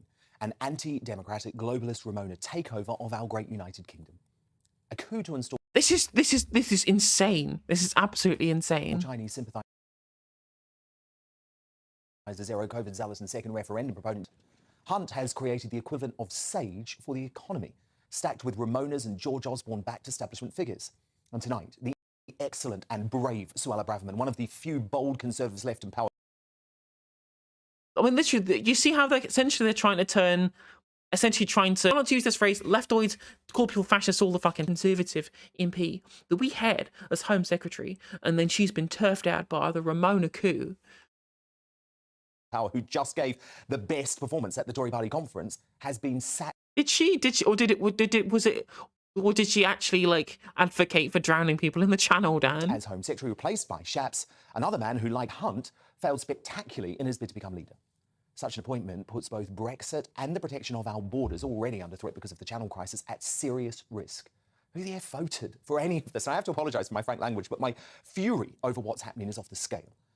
Certainly not the British public, who handed Boris Johnson an 80-seat majority to get Brexit done. Certainly not the Conservative Party members, who handed a massive mandate to Liz Truss to keep global... Well, they didn't get Brexit done because of the fucking Northern Ireland Protocol, which when he went to the electorate, it wasn't done, and he knew he was going to have to go back on it. He even told the DUP, right? He even told Ian Paisley Jr. he had no intention. He had no intention of maintaining the Northern Ireland Protocol, and he was only using it to get elected in the first place. This fishy Rishi Sunak out of Down. It's true, the tofu eaters have indeed, we are the victors. The anti-growth coalition, tofu eating, Rachel's visiting, Lib Dem, Labour, lefty, socialist, pinko commies. We've all won. Not that I eat tofu or shop at Waitrose, but hey-ho. Anywhere near power. However, since 2016, destructive dark forces have conspired to undermine the biggest democratic mandate in British history, before cynically using the COVID-19 pandemic to hand over even more power to the likes of the World Health Organization, World Economic Forum. If you think... No, when did the World Economic Forum have anything to do with what happened during COVID in the UK? What did they do? Like, the furlough scheme was the idea of the UK government, and rightly so. What the fuck are you talking about, Dan? Any of these folk want an independent UK to genuinely thrive, then I'm afraid the last few months has provided ample evidence you were so very wrong. Let's just PM Tito as Chancellor. Absolutely 100% true, Kieran. I have a Tito emote, though. Why are we not spamming the Tito? Let's see some Tito emotes in chat. If we're not careful and allow this madness to continue, it's not going to be long before Ramona and Chief Keir Starmer marches us back into the EU, coupled with further uncontrolled... What? At what point at any time did Keith in any of his leadership election or any of his policy platforms up to this point say they wanted to take us back into the European Union? In fact, he was explicit in not going over the ERG red lines, which I think is an incredibly fucking stupid idea. He essentially took the same line as Liz Truss of, we will try and renegotiate agri-food products, but not go over any of the ERG red lines. That's this literal fan fiction. Controlled immigration and a total defeat in the war on woke. Of course, the MSM is also part of the plot to undermine democracy. Why the hell do you think they went so hard to depose Boris from office over the most minor of indiscretions? That's why I was one of the only people in the media to insist his departure. No, I don't think Waitrose would do. They're part of the John Lewis partnership with just a co-op, so it doesn't seem a very Tory business, really. From number 10 would be a disastrous thing for Britain. And then why I was one of the only people in the media to actively campaign against Sunak during the painful and totally unnecessary leadership contest that followed. But as I sit here tonight, with the media and political establishment reveling in the fact I've effectively brought down Truss too, I'm very worried to say my predictions these past few months have by risking a disastrous Labour, SNP, Lib Dem coalition than backing Boris Johnson. Oh, hang on a minute. That's not a correct prediction, Dan. If you're predicting that there's going to be a coalition, well, no, there's not going to be a coalition. There's going to be a fucking landslide, and the Tories are going to get fucking wiped out. And again, I'm super here for it. Johnson, the man who delivered a landslide majority in 2019 to secure Brexit. The Westminster psycho... Yeah, like, the GB News are the mainstream media, like, set up by Andrew Neil, funded by the Legatum Institute, and a fucking hedge fund which has investments in private healthcare. Like, how is it anything other than mainstream? Drama over Boris Johnson has to end, or this country will be handed over to the nightmare of a Labour, Lib Dem, SNP Green coalition from hell. Only a Tory party... Oh God, nightmare! Oh, the absolute nightmare of continuity neoliberalism where nothing fundamentally changes. Oh no, Dan, that sounds terrifying. I mean, around the Prime it does sound terrifying, but not in the way that he thinks it is. This can stop the prospect of Tony Blair wielding outsized influence on the future of Britain. There's one thing that he's right there in that Keith is clearly cozied up with Tony Blair to his own detriment, right? No one likes Blair anymore. We all fucking hate him. Everyone, the whole political spectrum despises Blair. Why would you tarnish your own reputation by bringing Blair into the fold and making him part of your brand image? What's the point? Now faces up to 3 months of chaos as the Tory party elect a new leader. Again, that's exactly what Boris critics want, as they plan to usher in a Labour-Lib Dem SNP coalition from hell that would put both Brexit and the Union under serious threat. My concern is that in the rush to force a democratically elected PM out of number 10 as soon as humanly possible, all of this is moving just too damn fast. Of course, there's a reason for that. The faster Tory MPs have to choose, the more chance there is of two candidates. How on earth was it fast? Like, there was already stuff worth resigning months and months and months and months before he resigned. It's only when we found out that he was protecting a serial sexual assaulter that he actually got turfed out of office. Like, way after, like it had gone time for him to go. It's been selected who are acceptable to the grandees and the blob rather than the people. The media is in the tank for Sunak. So be certain there's... I mean, yeah, because they didn't want the economy to collapse. It's bad. That is as bad for business. That's as bad for business as like a left-wing person in charge would be, but for obvious different reasons. It's going to be hit job after hit job on Truss over the next 6 weeks.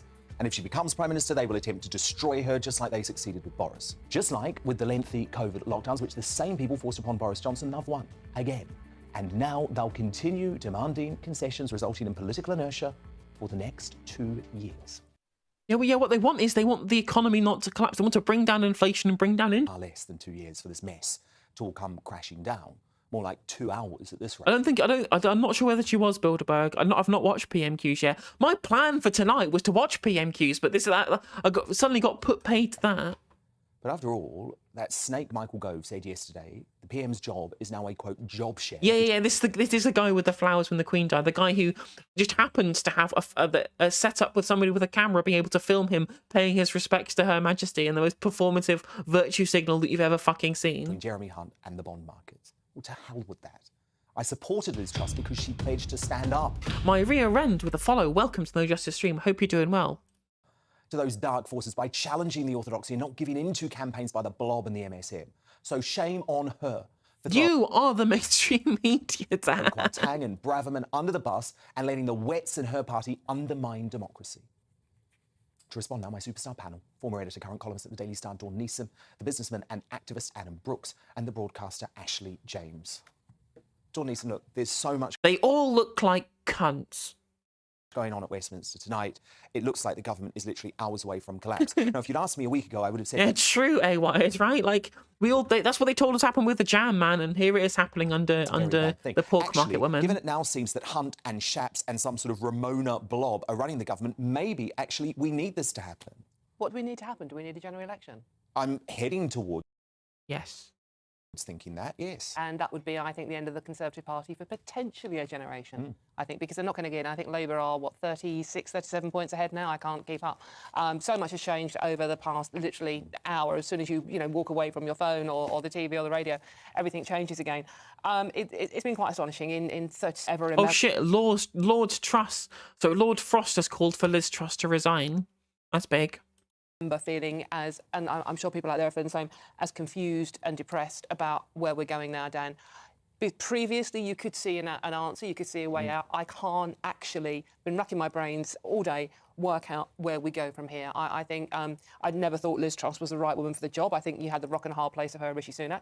I don't know. At least have known how to run an economy on from base principles level, right? We wouldn't have had like the economic meltdown if they'd have put Rishi Sunak in charge. I hate to be like, this would have been a grown-up person. This would have been like a return to sensible politics, right? Because that's a really fucking liberal thing to say. But I like it when people don't become homeless because they default on their mortgages. I think that's bad. I don't know about anybody else. I think that might be a bad thing. And we wouldn't have got that with Rishi Sunak. Is the answer that's left in the party. I mean, that cabinet is falling apart, faster than something from IKEA that I'd put together.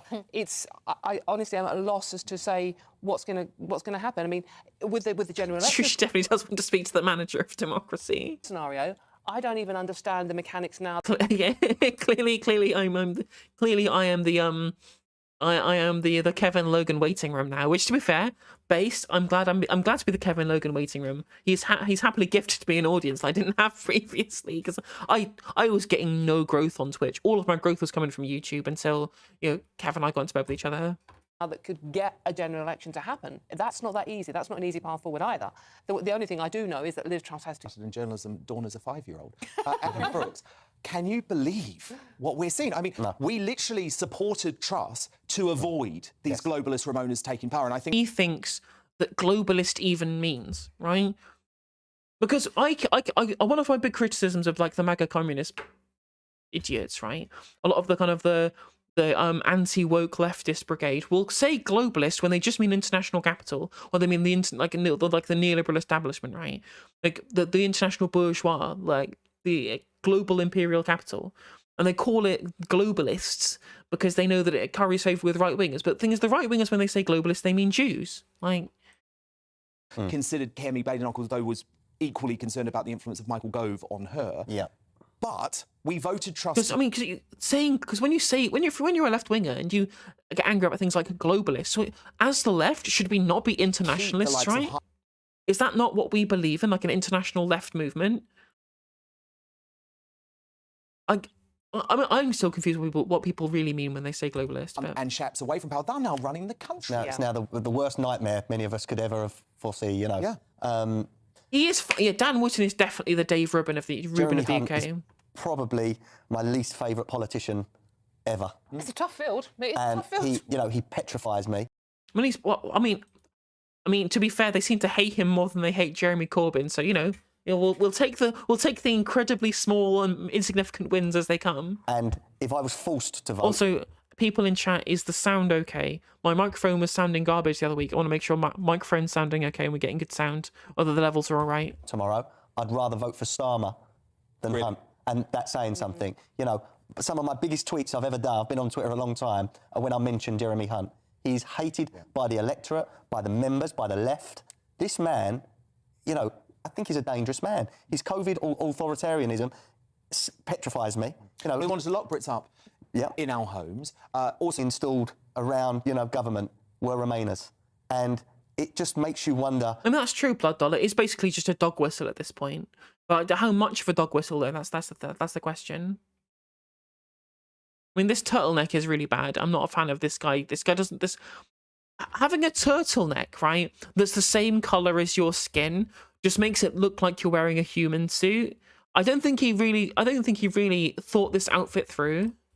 Whether they've been having meetings with the EU, this coup, how deep does it go? Well, Hunt was in Brussels, wasn't he, when he got the news? Now, look, he may well have just... I mean, who goes on holiday to Belgium? Well, exactly.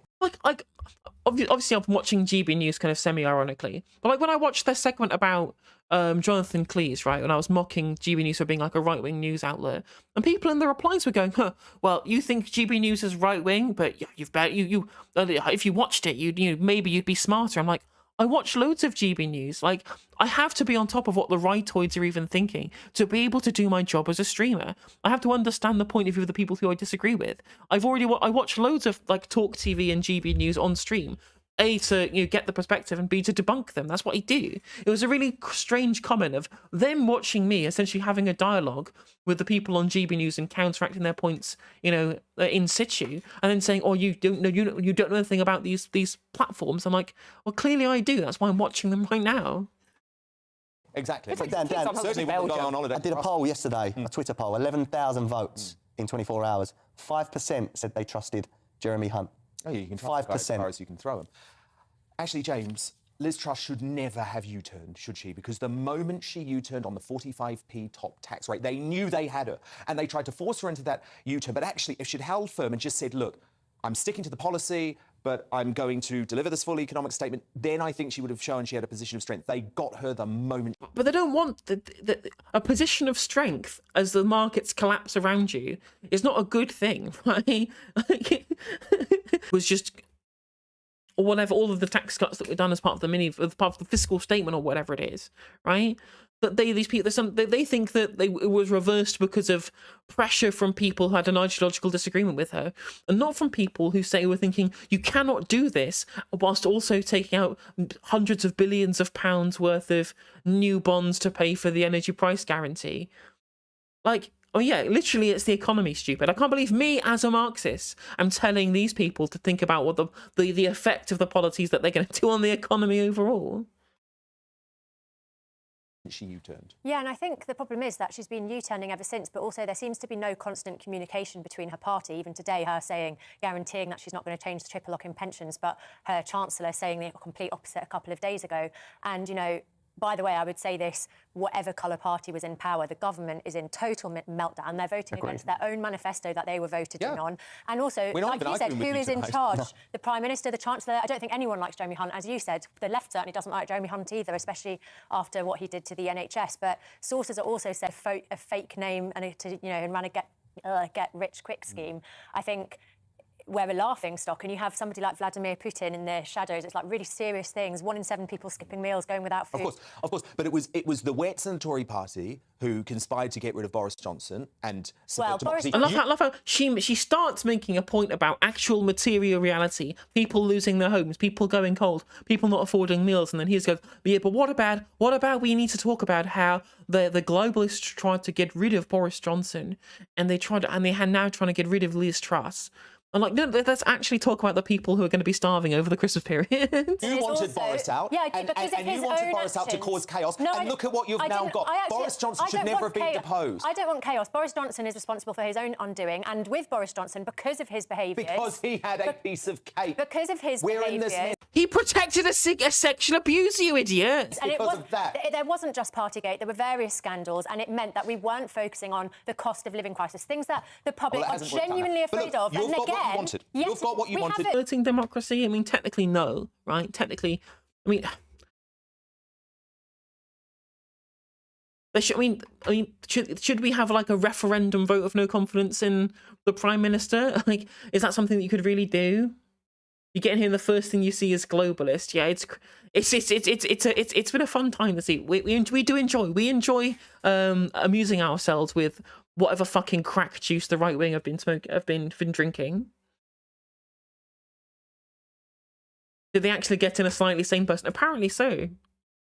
Happen with Liz Truss's economic plan. So this isn't like, I'm not sat here proud. Like I said, if this was a Labour government, I'd be criticising the Labour government. Yep. What I want is stability. We are an international laughing stock, but also people are scared. Well, I'll say, actually, I agree with everything you say about where we're at today. But what I don't agree with is you now saying, we want 80 seats to be deposed. It was not just me, and it wasn't about cake. It was all of you. And actually, I want to speak about the MSM issues. quickly too, guys. I want to speak about the MSM quickly because today...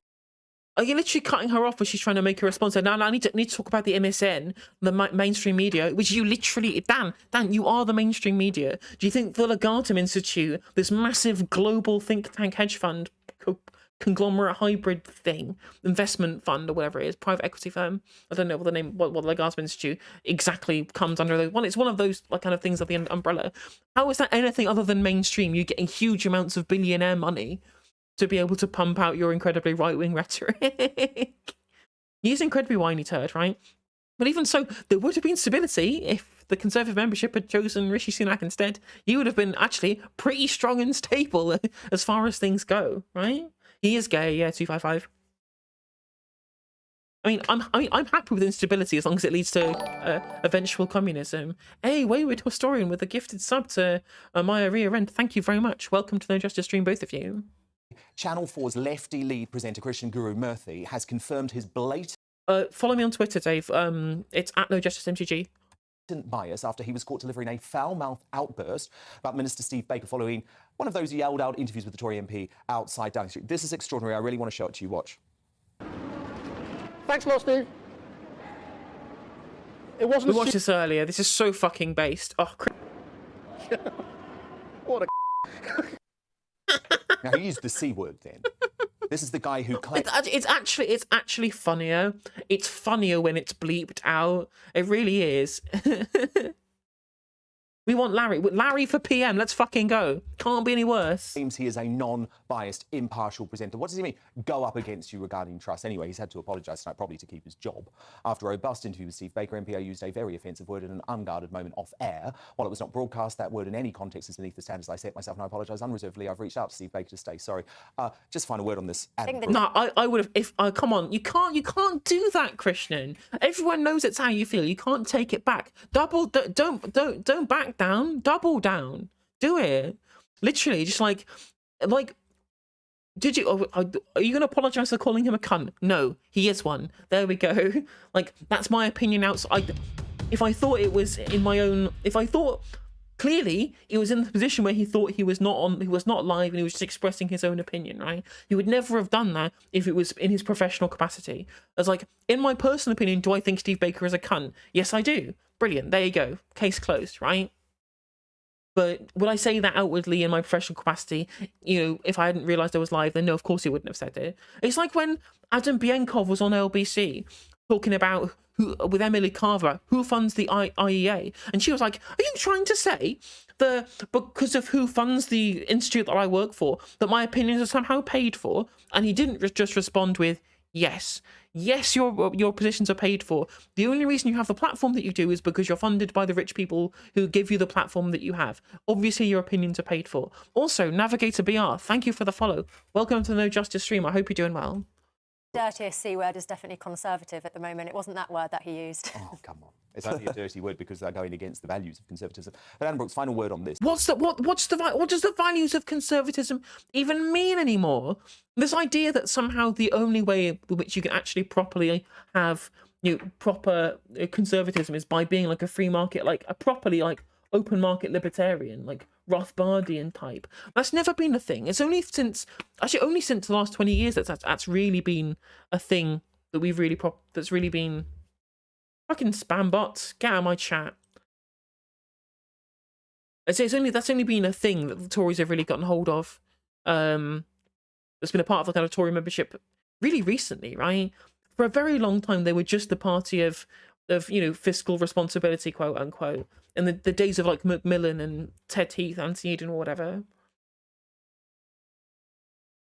I'm just going to hide user on this channel.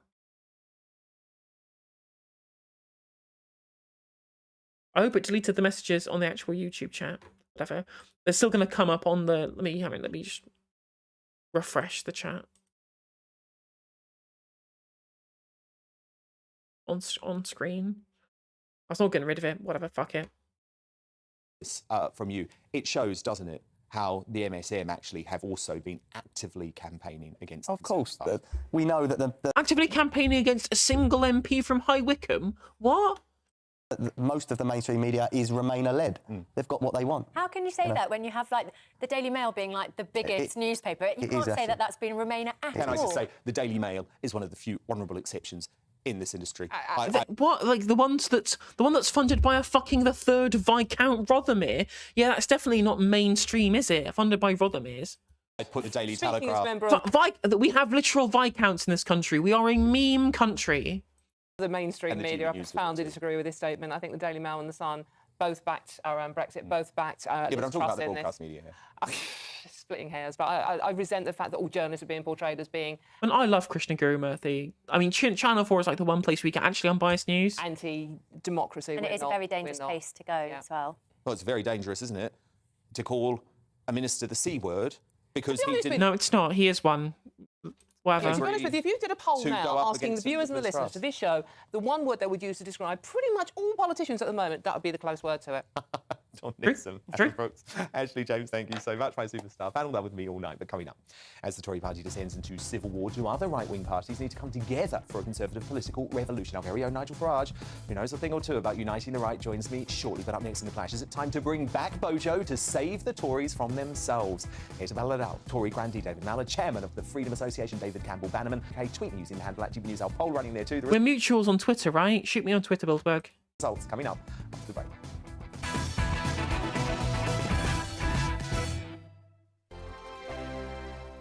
Weekday afternoons. Nigel up the Farage. up the Farage. I think one day someone's going to pinch me and I'm... Oh, we're going back to live feed now. Come on. And some of these people coming in, actually their true loyalties to the European Union and to this corporatist setup, and not to their own country. No, very good point. I do feel the pain of David. It has been a shambles, but I think it's part of a far bigger game than Liz Truss. There's a big problem going on. Madeline, for final... This is like this. Buy a ring light, buy a condenser microphone. You have loads of money in comparison to me, and I have a better setup for this shit than you do. I can't, but they're all just like on laptop. Like this, the guy on the fucking like third from this guy's out of fucking frame. Get someone who knows how to do VT. Ask them to help you help you set up some kind of proper environment for you to be able to be. This is like a mainstream news program, and this one person's all washed out, and this person's not even in shot. Sorry, Madeline, I just want to give the final word to you. What are you hearing? What do you think is going to happen, Madeline? Is there a chance that Truss goes tomorrow? I really think that it's endgame time now. I think Truss could go at any point. The signals and noises that I'm hearing are wall-to-wall despair and a sense of, I think, a real sense of shock that this has all imploded so quickly. But no, it's absolutely negative reviews all round. I think that really we're in the very end stages of the Truss administration now. And if anything, the one thing that keeps Truss... Columnist, former Tory Minister David Muller, and Chairman of the Freedom Association, former Tory MEP David Campbell-Bannerman. Thank you all. That was a really fascinating discussion. So who did you agree with there? Should Boris Johnson return as Prime Minister? Sean on Twitter says, I would love him back. Unfortunately, it won't happen. From Laura, good Lord, no. Let's have... Oh, God, Kemi would be even worse. I mean, how is... I mean, I guess they just want the Liz Truss economic platform, just with someone who's not as embarrassing. Look, Kemi Badenoch would also be pretty embarrassing, but she'd also crash the fucking pound as well. Actually, to be fair, Kemi is so, like, market-pilled. She probably would remove the energy price guarantee and just freeze the country to death over the winter, which, to be fair, would be a pretty ballsy move, to be fair, electorally speaking at the very least. So, Conservative whips instructed MPs to consider voting fracking a confidence issue. 3-line whip with all slips removed. Later in the day, government sent a junior minister to the dispatch box in the Commons to say that actually it's not a confidence motion after all. Chief whip was undermined. She'd been under pressure already as mutinous MPs were saying she should be sacked. According to 2 eyewitnesses, Morton resigned as MPs were actually voting. She said, "That's it, I resign," as they're filing through the lobbies. Prime Minister Liz Truss grabbed Wendy Morton's arm to try to persuade her not to resign, but Morton left the lobby trailing the Prime Minister behind her. In the chaos, the Premier did not vote. Ahead of the vote, MPs were preparing to divide the vote into lobbies. Labour MP snapped a photo of what he alleges is bullying against Tory MP Alex Stafford. In the photo, Deputy Prime Minister Theresa Coffey and Rhys Mogg are nearby. That's the photo. Upshot is absolute scenes, as the young people say in the House of Commons tonight, and many MPs think Liz Truss can't survive. Opinions differ on how and when Truss will go, but it's hard to see a premiership limping on much further. What? Apparently neither of them... Apparently they're not resigning anymore. Apparently they're U-turning on their resignations. An empty taxi just pulled up outside Downing Street.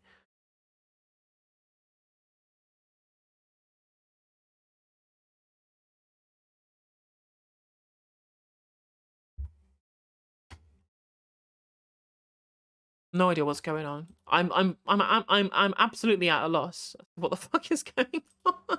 Kemi Badenoch instead, and from Carol on the email, yes, bring back Boris. His crimes, in inverted commas there, fade into oblivion. Comparison to what's going on now. And your verdict is in. This is close, actually fascinating stuff. 52% of you agree that Boris should return as PM. 48% of you say they shouldn't. Very appropriate numbers, actually, for one of the men who delivered Brexit. And Fran Widdicombe. I'm sure there's a far more flattering picture than her going... That's a good impression of that picture that you've chosen there, right? I'm sorry, I hate Anne Widdicombe, but come on, GB News. Suella Braverman, oh, fuck off at my YouTube chat, activists and illegal migrants. Former Tory Minister Anne Widdicombe joins me live at 9:50. But first, does Britain now need a genuine...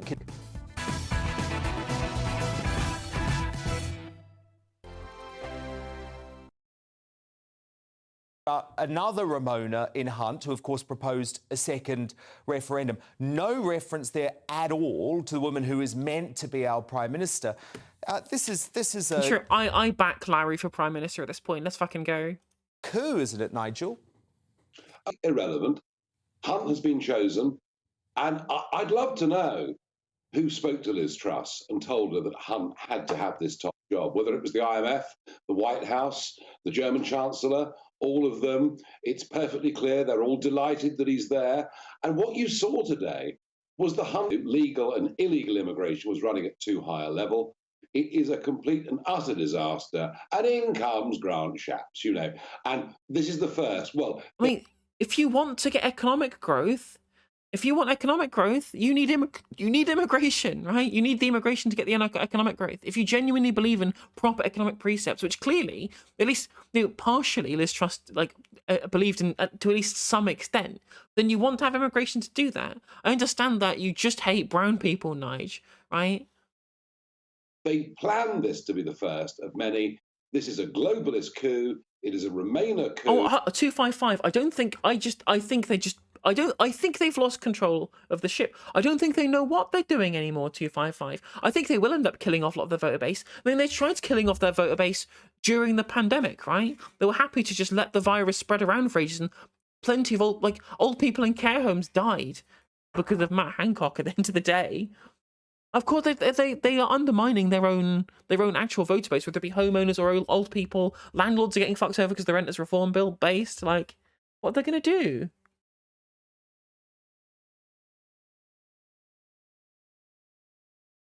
I'm sorry, Navigator. I'm going to subject you to Nigel Farage, right? It's so interesting looking at how the right-wing pundits are reacting to all of this shit. The fact that they physically, the people who are supposed to be the people who know, quote-unquote, know economics, right? Who are the ones who just can't get their tiny little fucking pea brains around the fact that it was the economic platform that Liz Truss was standing on which caused her downfall, right? If your entire fiscal plan is based around government borrowing, you are at the mercy of the people that you're borrowing money from. And when those gilt yields went up, suddenly the trust in the British government's ability to be able to pay it back went down. Like, that's what happened, right? And they live in a dream fantasy world. They live in a dream fantasy world where they really want to keep hold of this really strange libertarian worldview that just doesn't function in reality unless you believe that you should scrap the energy price guarantee and just let all the old people die, which again is the rest of your voter base, all the socially conservative people who vote there because they hate the Browns and the gays and the transes. The Conservative Party is now showing its true colours. Politically, it never ever believed in Brexit. It really genuinely didn't. And secondly, from their that's a really good point, Awad. Actually, yeah, that's true. Is that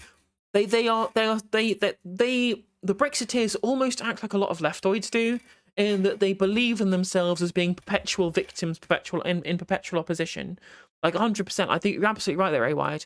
And they just, as soon as they won the vote, suddenly there was this fight against their theoretical proposed understanding of what Brexit should or shouldn't look like, despite the fact that they were asked one question, yes or no, leave or remain, right?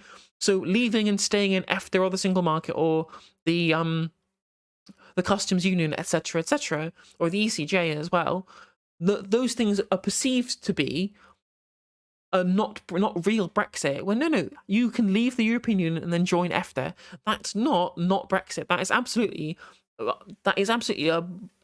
acting within the mandate that was given by the referendum, which again was just advisory in the first place anyway. behaviour tonight, what you're seeing is a bunch of low-grade social misfits, and they've been this for a very, very long time. I spent 21 years, Dan, commuting back and forth to Brussels and Strasbourg, working with these people. No worries, Dave. No worries, Dave. I've followed you back on Twitter. Enjoy the rest of your evening. You enjoy the rest of your night. I'll catch you tomorrow. I'll be streaming again probably tomorrow because as this shit show continues. Many of them are now MPs, members of the House of Lords. One of them's even in the cabinet. And I have to tell you, they are the most self-centred, selfish people I've ever met in my life. They're in politics, not for their beliefs, not for what they can do for the country. They're in it for their own ghastly little careers. And I honestly believe, even though it's been I mean, he's not wrong. He's not. I mean, he's not entirely wrong in claiming that a load of Conservatives are only in there to be able to for their own careers. True, but they know that their own careers depend upon making sure that people don't default on their mortgage payments. 200 years that the party's been around, and arguably the most successful political party and movement the Western world's ever seen. I honestly believe the moment has come now for us to recognise that the Conservative Party, for those of us that believe in conservative values, and by which I mean the small state, entrepreneurship, all of those things, this party is now dead, and it needs to be. What are the small state? What parts of the state do you want to give up, Nigel? Like, there's just the NHS. Do you want to privatise all education? Like, do you want to turn into Liberland, that little beast of Terra Nullius on the Danube that got bought out by some billionaire that 3 people live on? It's supposed to be some kind of libertarian power. There's no state left. We're the only country in Europe that has like no state at this point, apart from the NHS, right? There's the last vestige of state ownership that we have. The idea that some people who they just because they disagree with unfunded tax cuts suddenly mean that they're pro big state. This is nonsense, Nigel. This is complete fucking nonsense. Be replaced. Okay, so Nigel, assume that is correct, then there has to be some sort of revolution on the right of British politics. And of course, Nigel, you are the one man who all week people are saying, well, unless Farage gets involved. I think so. I think we'd have stayed in the customs union, but not the single market. 255. It's pointless because there's no figurehead. And look, there's some great people on the right, and we love a lot of these people, Nigel. You know, your colleague Richard Tice, who took over the Reform Party, a great man. We have Lawrence Fox, who of course was filling in for you a couple of weeks ago, head of the Reclaim Party. But there's no one leading this movement. Nigel, are you prepared to do it? Are you prepared to return to frontline politics? Well, look, I led 2 very major, and I would argue, albeit it took a long time, but 2 very successful insurgencies. The first was UKIP, the second was the Brexit Party. The Brexit Party did nothing. I mean, I say did nothing. What they did was play spoiler by only running against the Labour Party and not run against the Conservative Party in swing seats. Like, that's what they did. That's the only thing the Brexit Party really achieved, apart from ranting sometimes in the EU Parliament, where he didn't even bother to show up half the time. I got rid of David Cameron. I got rid of Theresa May. I'm quite proud of that, really. However, that was around, well, you can call it a single issue, but a fundamental issue. And also, I had proportional, representational European elections in which I could win, and by doing that, change the agenda. But you're also looking down at the man who got 4 million votes and 1 seat in the 2015 general election. What is clear to me, if we're going to replace this Conservative Party, if we're going to build a new centre-right movement that believes in the individual as opposed to the big corporate that believes in... That's not that literally doesn't make sense. You believe in the individual rather than big corporate. That's what you this makes it. I didn't have to respond to that. Like, you turn into a socialist overnight, fucking... What the fuck's going on? National security as opposed to just-in-time supply chains and all of those things. I honestly, I don't know what he's trying to say. Clear to me is I absolutely could not do that on my own. It would need, several major figures to recognise the Conservative Party is dead. Now, whether a Suella Braverman or others like that have got the courage to strike out and do this, I don't know. When the SDP launched in 81, and goodness me, they came within a whisker in 83 of replacing the Labour Party. They didn't, but they got Tony Blair. No, they fucking didn't. That's such nonsense that the SDP did well in 1983. Like the Social Liberal Coalition didn't really come that close to Michael Foot. Really, come on, let's live in the real world, Nigel. So they kind of won. There were 4 major. I mean, I think he'll just join Reform UK. Him and Richard Tice have similar views on things. Former cabinet ministers that set that up. So we need to replace the Conservative Party. We need something that is sincere, that is genuine, that is not as they all are now. Yeah, true. Privatizing the critical industries is why we have this, like, the inefficient supply chains, or the efficient supply chains, but the what's what I'm looking for? Fragile supply chains. That we do. Social Democrats. I can't do that on my own, but if there are other major figures that want this to happen, if there are major media organisations that want this to happen, then it can. But I can't do it on my own. OK, so your message to Suella Braverman tonight, for example, Nigel, would be, what? Don't stick with the Conservatives. Come and do something with me. My message to all of those people who genuinely believe in a small state, in free. I just don't know how we can say that we don't have a free state, like a small state or free market economy right now. Market capitalism, in looking after the concept of the nation, would be to listen. The nation, Nige? I wonder what that's a dog whistle for. To the words of Charles Walker tonight. He put it absolutely beautifully. You could see the anger that was boiling within him. But people like Charles Walker are now rare in politics. He's in politics because of what he thinks he can achieve, as opposed to Charles Walker himself climbing the greasy pole. This party is in the grip of low-grade careerists. It has no future. And I'm calling on people to have the courage. Yeah, very true, Bilderberg. And the vision to rise above it. And if we can get a gang together of people, we can make this happen. On his own, Nigel Farage could fight a very, very brave rearguard action.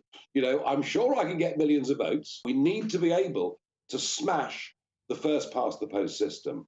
I can't do that on my own. If there are I mean, to be fair, if Nigel Farage genuinely believes in this tiny state future where there's, as you say, no social safety net, no NHS, no post office, no public roads, no public education, everything is torn down and privatized, he cannot achieve that with proportional representation, right?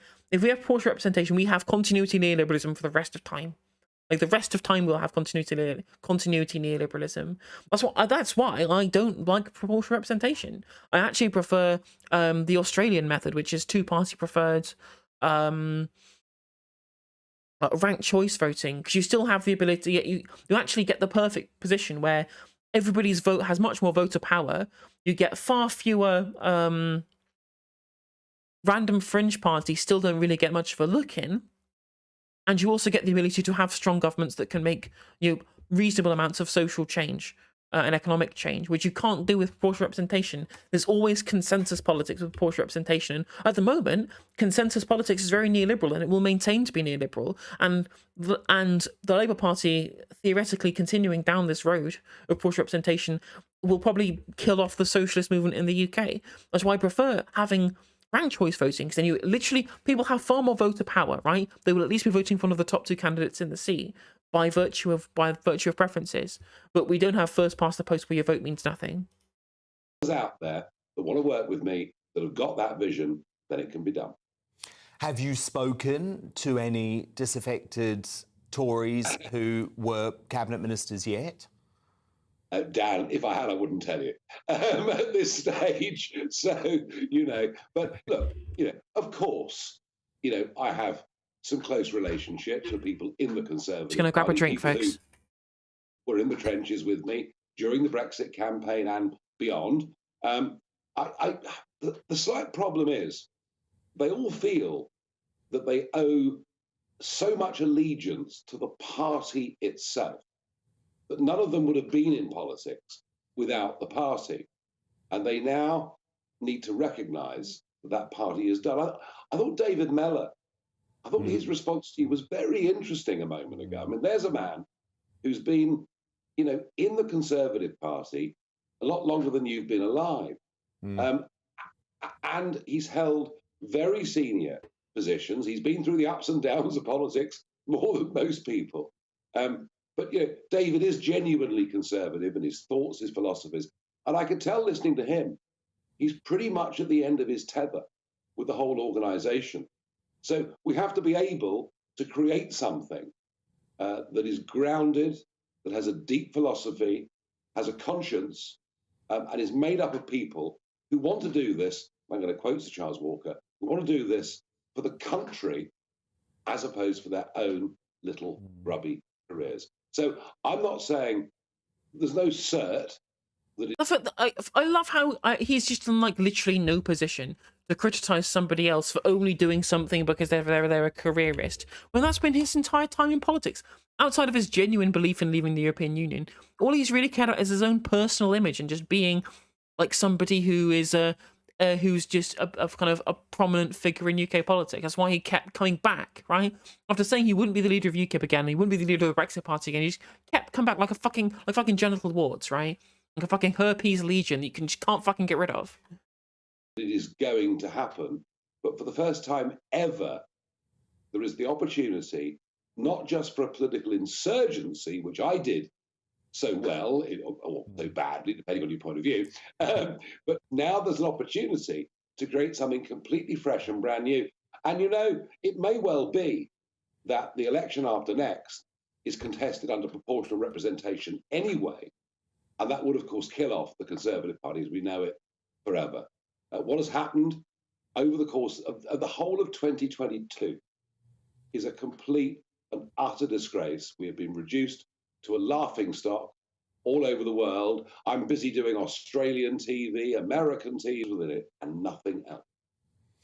I mean, he's not wrong about that, right? He's not wrong that the internal work, the internal machinations of the Conservative Party have led to the kind of global laughingstock of Britain, but that happened far earlier than he thinks it did. Nigel Farage, absolutely fascinating. Thank you so much. And of course, Nigel, back live at 7 o'clock. Will Liz Truss still be Prime Minister by then? Who knows? Coming up, is it time for her to just throw in the towel and resign? My Superstar panel will return to debate that in the Media Buzz after 10. But first, as the Home Secretary's bombshell exit from Cabinet sparks turmoil in Westminster, was Suella Braverman our last chance to secure our borders and stop the eco-activists? But tonight, she's gone, finding herself bizarrely forced into resigning over a minor security breach. I mean, that is also true, Andrew Wilkins. It literally, Farage, like the internal destruction of the Conservative Party, those go back to neoliberalism, infighting and their own self. Fair play to the guy. So be it. Adding to the out-and-out chaos already surrounding the Liz Truss government.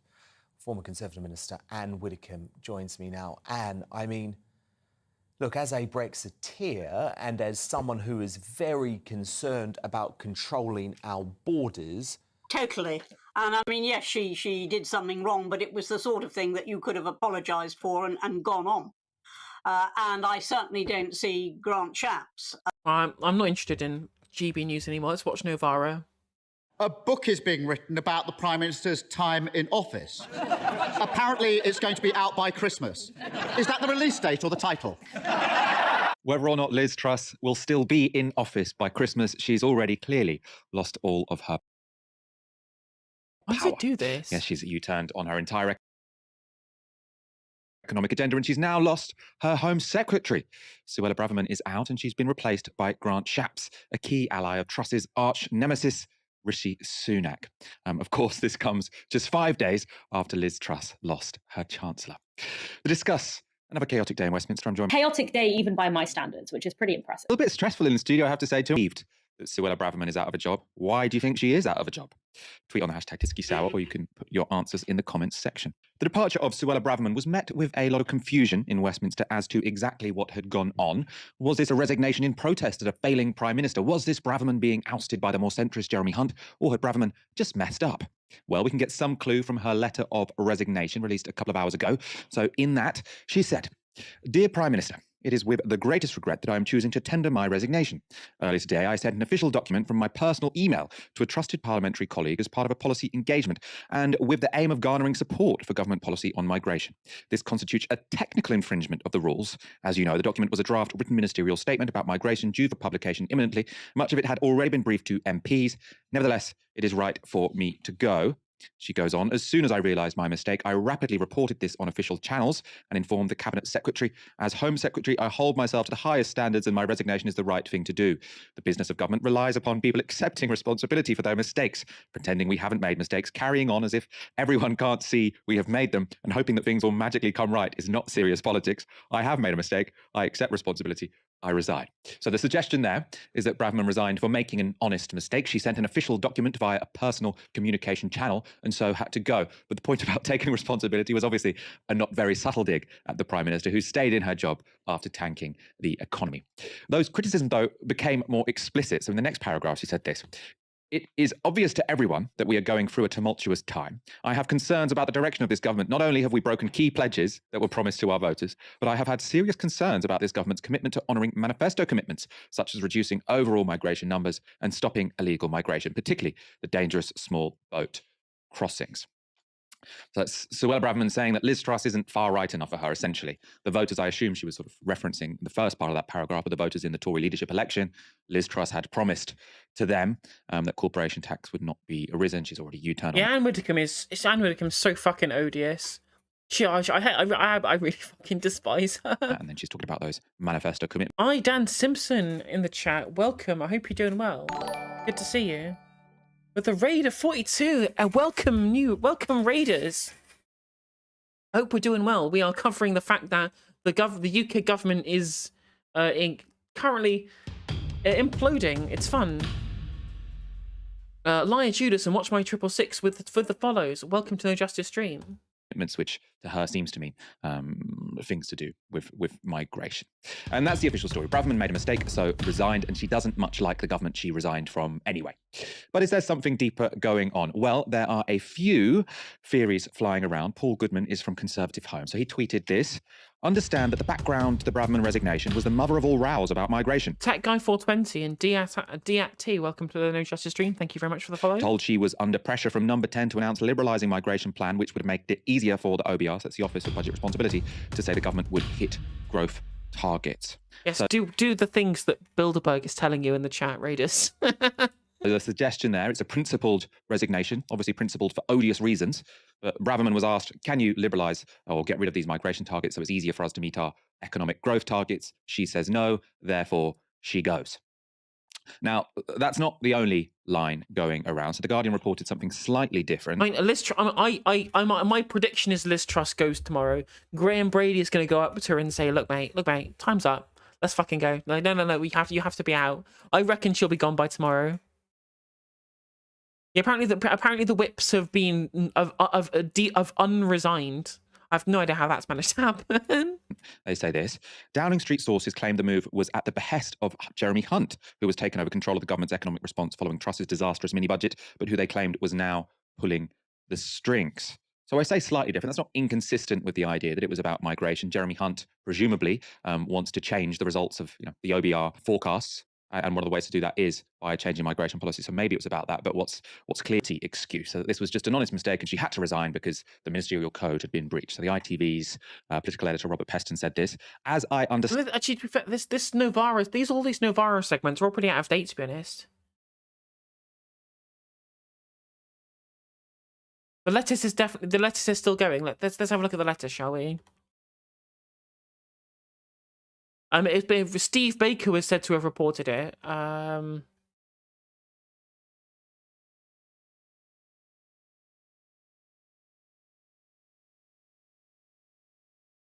mean, I'm on team lettuce, obviously, as well.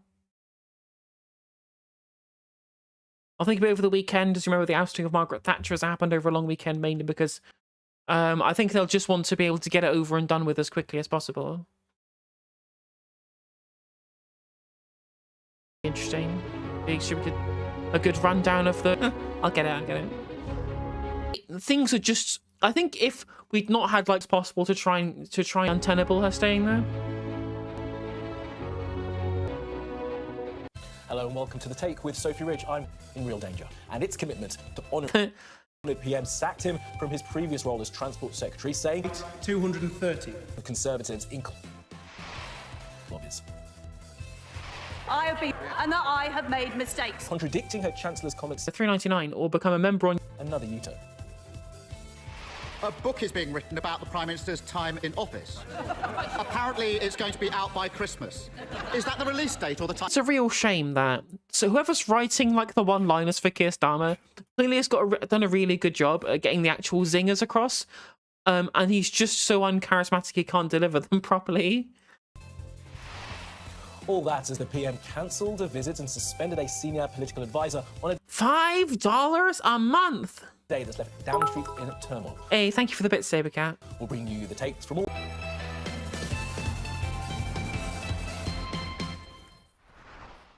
The theme music sounds like something you'd hear at like for like a bad Two-Door Cinema Club tribute.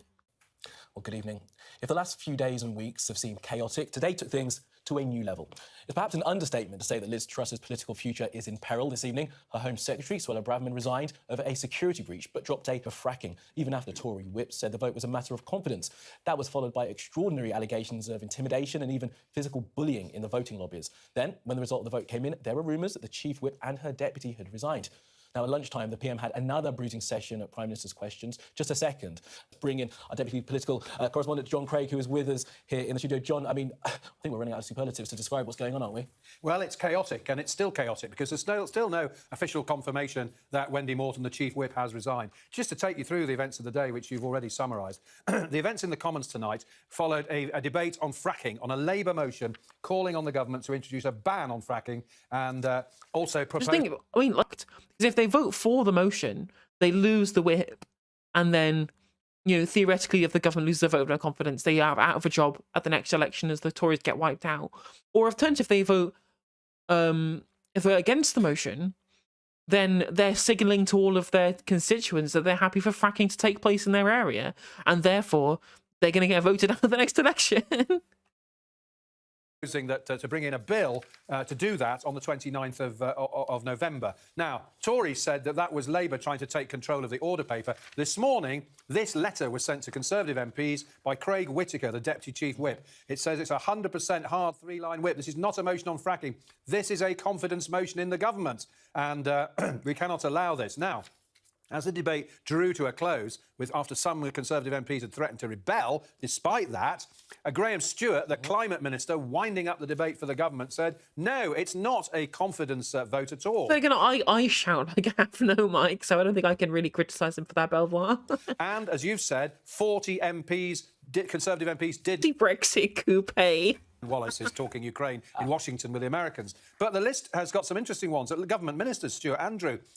Tracy Crouch, ex-minister, was thought to be a rebel, wanted to rebel. David Davis, Nadine Dorris, Ian Duncan Smith, Alistair Jack, the Scotland Secretary. Boris Johnson, said to be on holiday in the Caribbean. Gillian Keegan, Minister. Kwasi Kwarteng, sacked last week as Chancellor. Theresa May, former Prime Minister. Wendy Morton, the Chief Whip, who it's claimed is now resigned.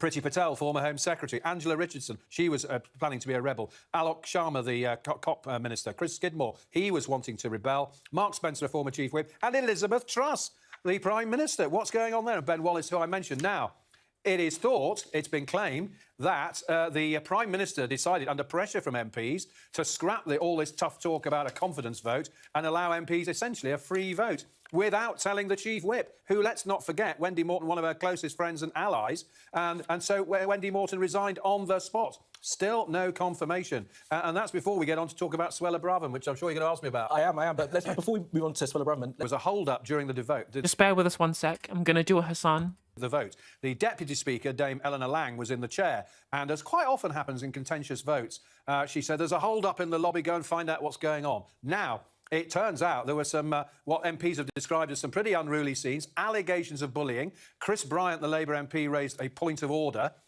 talking about bullying and intimidation. He then came on Sky News and mentioned that a Conservative MP, Alex Stafford, a 2019 Red Waller from Rother Valley in South Yorkshire, had been bullied and intimidated. And the Speaker is said to have asked for an investigation carried out by the Deputy Speaker, who was actually in the chair at the time. All very unseemly. We don't know if the Chief Whip's still in post, but the government does look as though it's falling apart. You mentioned Chris Bryant to raise the point of order. I mean, we've got his picture right there that he tweeted up. We can bring that up again, and we can pick out a few of the key people in that picture. I believe you can... Bryant gave an interview to Sky News, as did Jacob Rees-Mogg. Spoke to our colleague Sam Coates in the Central Lobby. I genuinely, yeah, you're absolutely right, Belvoir P. I just don't know how, I just haven't got, like, it just hasn't really quite sunk in just how ridiculous this all is. Mr. Bryan didn't exactly point the finger of bullying and intimidation at Mr. Rees-Mogg or Therese Coffey, but you can see it's pretty crowded. Nothing unusual in the members' lobby being crowded during a vote. It would be, but you can't actually see. It just looks very crowded there, and no doubt there was a bit of pushing and jostling. It's claimed that this MP, Alex Stafford, was sort of marched through. Well, we've heard stories about that before, but it all does sound as though it all got a bit ugly in there, and perhaps. Clearly, there was a back. And as well as what we heard from Chris Bryant when he spoke to some co-hosts, several MPs have also tweeted about what they saw happening. I think we can bring some of those tweets up as well now. John, I mean, talk to us how these votes work. Can they have timed out? Could that have been a reason why the Prime Minister, Liz Truss, isn't able to get into the lobby in time? It is a mystery why the Prime Minister didn't vote, because I was here in the studio with Dermot Murnahan earlier, and we were watching the voting going on from the camera at the bottom. Oh yeah, I agree. One equation. I'm pretty sure she'll be out tomorrow. I mean, it's all pretty up in the air right now.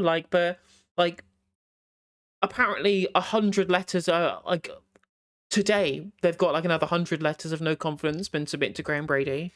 Bottom end of the chamber, the one the other end from the Speaker, and we saw Liz Truss in the chamber.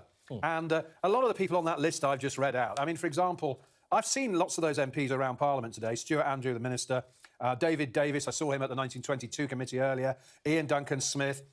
Clearly Ben Wallace is on important government business. Oh shit, I wonder if Peston will give me a copyright strike on YouTube. Theresa May, I suspect she just didn't fancy voting. She tends to just stay away when there's something she's not too keen on, rather sit on her hands like some MPs do in the chamber to say, look at me, I'm abstaining. Clearly, the government is losing clock this afternoon. Now, the new Chancellor, Jeremy Hunt, was addressing Conservative MPs at the 1922 committee at 5 o'clock. Just before that, we got the bombshell news that the Home Secretary's gone. Now, in her resignation letter, she says she sent an official document from her personal email to a trusted parliament. In the Commons chamber, and then on social media, and then on news channels were lying. Well, they're exaggerating, I'm sure. I mean, they're twisting the knife in what is an extremely painful moment for the party. But as I say, I didn't see it anyway. I find it very difficult to believe that went on to the degree that is being reported. But listen, the fact is, our party's in a total mess. The government is in a very bad way. There have been a series of mismanagements, I'm afraid to say, in the whipping operation. In the last 2 days, we've seen that, particularly in the way. Notorious James O.B. His segment tomorrow is going to be it's going to be cathartic, is what it is, right? So I'm afraid, while I remain supportive of the government, I don't think we've got any real excuses to make. Things are not being managed well in Parliament at the moment. I'm frustrated at the idea that Braverman will be back in the cabinet. I just want her to go and fuck off and never be in politics ever again. I despise that woman. I would be interested to see what Nadine Dorries has to say to me. She's been pretty prescient over the last few days or so, and she was one of the ones who didn't vote on the bill. As low, the wider policy and the economic strategy that we've been pursuing. We'll come on to some of that later, Danny Krug, if we can. But I mean, at this stage, do you know if the Chief Whip is still in post? No, I'm afraid I'm getting my news as you are. No, I heard the rumours. Good evening. Win handily. We have There are rumours that she's resigned.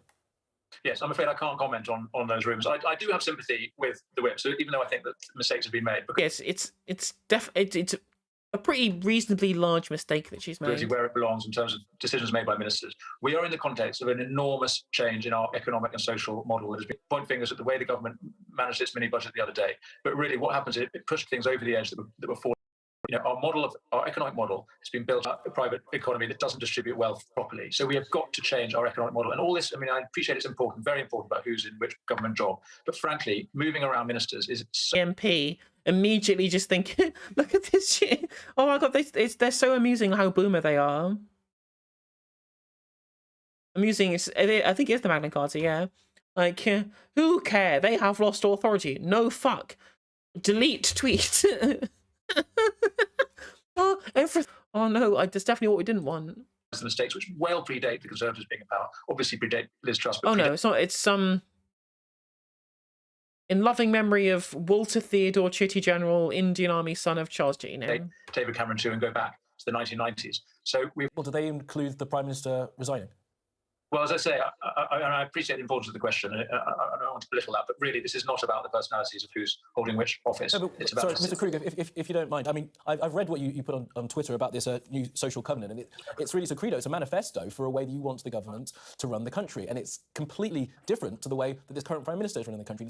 You put it on 20 minutes ago, an hour or so ago, right when the government was in this business of commenting on individual ministers and whether I think they should be in their roles or not. We'll just let the drama of politics play out on that front. What I want to happen is, and I believe Liz Truss could do this as well as anybody, is to It's literally like the Twitch politics, but in like the real world. Orient our economic model and our social policy towards the really important foundations of growth, which are about stronger families, stronger communities, restoring our national integrity through border control, through getting our rights framework properly founded again. Oh, fuck off border control. If you want growth, then you get more immigrants. That's just simple. And investing in the foundations of growth. That means public service reform, it means devolution to communities, it means supporting the economies of households rather than just individualised welfare payments and taxes. There's a totally different way of thinking about our economy, more manufacturing, focus on regional growth, not just on boosting the finance sector, and on ultimately cutting taxes by reducing the demand on the state that is driven by social breakdown. Those are the priorities that I think any Conservative government should be adopting, and I am confident that Liz and her colleagues... Down that you caused by destroying the social safety net, by destroying the social contract, by continuing to maintain the base of neoliberalism where everything's a competition, there is no society anymore. That's your party's fault. You did that. Yes, but that is the direction that we need to go. Hey, Belvoir, thank you for the 501 bits. Much appreciated. Yeah, and you've made your position very clear on that, Mr. Kruger. As I say, you've done the tweet thread so everyone can read it there on your social media. But you backed Suella Braverman early on for leadership. Will you support that? Well, let's see. There's no vacancy. I mean, I supported Suella because I believe in The thing is, if someone like Suella becomes PM, or someone like Kemi Badenoch becomes PM, that we'll just have the same. They'll have the same thing. We'll have an identical thing where they do dumb tax cuts that are completely unfunded, crash the economy and crash the markets again, and then they'll get ousted after the mortgage rates go up again, and we'll have the same. It'll just be a repeat. It'll just be deja vu. Her. And also, I don't think the public nor the membership would vote for it. Right? I think they realise that this, like, the IEA have been planning this shit. The IEA and all of their mates over in like the think tank sector, they've been planning it. They've been waiting years, decades even, with this chance, their shot to be able to implement use the UK as their great libertarian rightoid laboratory for their Rothbardian future, right? They've been waiting for decades and decades. The moment finally they got their sleeper agent, they got them to the top, duped the public, the members into voting for them, and as soon as they got power, they destroyed everything and failed miserably. Vision, but I regret her departure from government, and you know I pay tribute to her. Yeah, we've seen that, Crossronomy. You regret the fact that she also didn't have anything supportive to say for the current Prime Minister in her resignation letter? Well, there's obviously some chagrin there. I guess she's seemingly pretty sad to be. We are a political party. We're all hand together, but we also have. He has. You're watching The Take.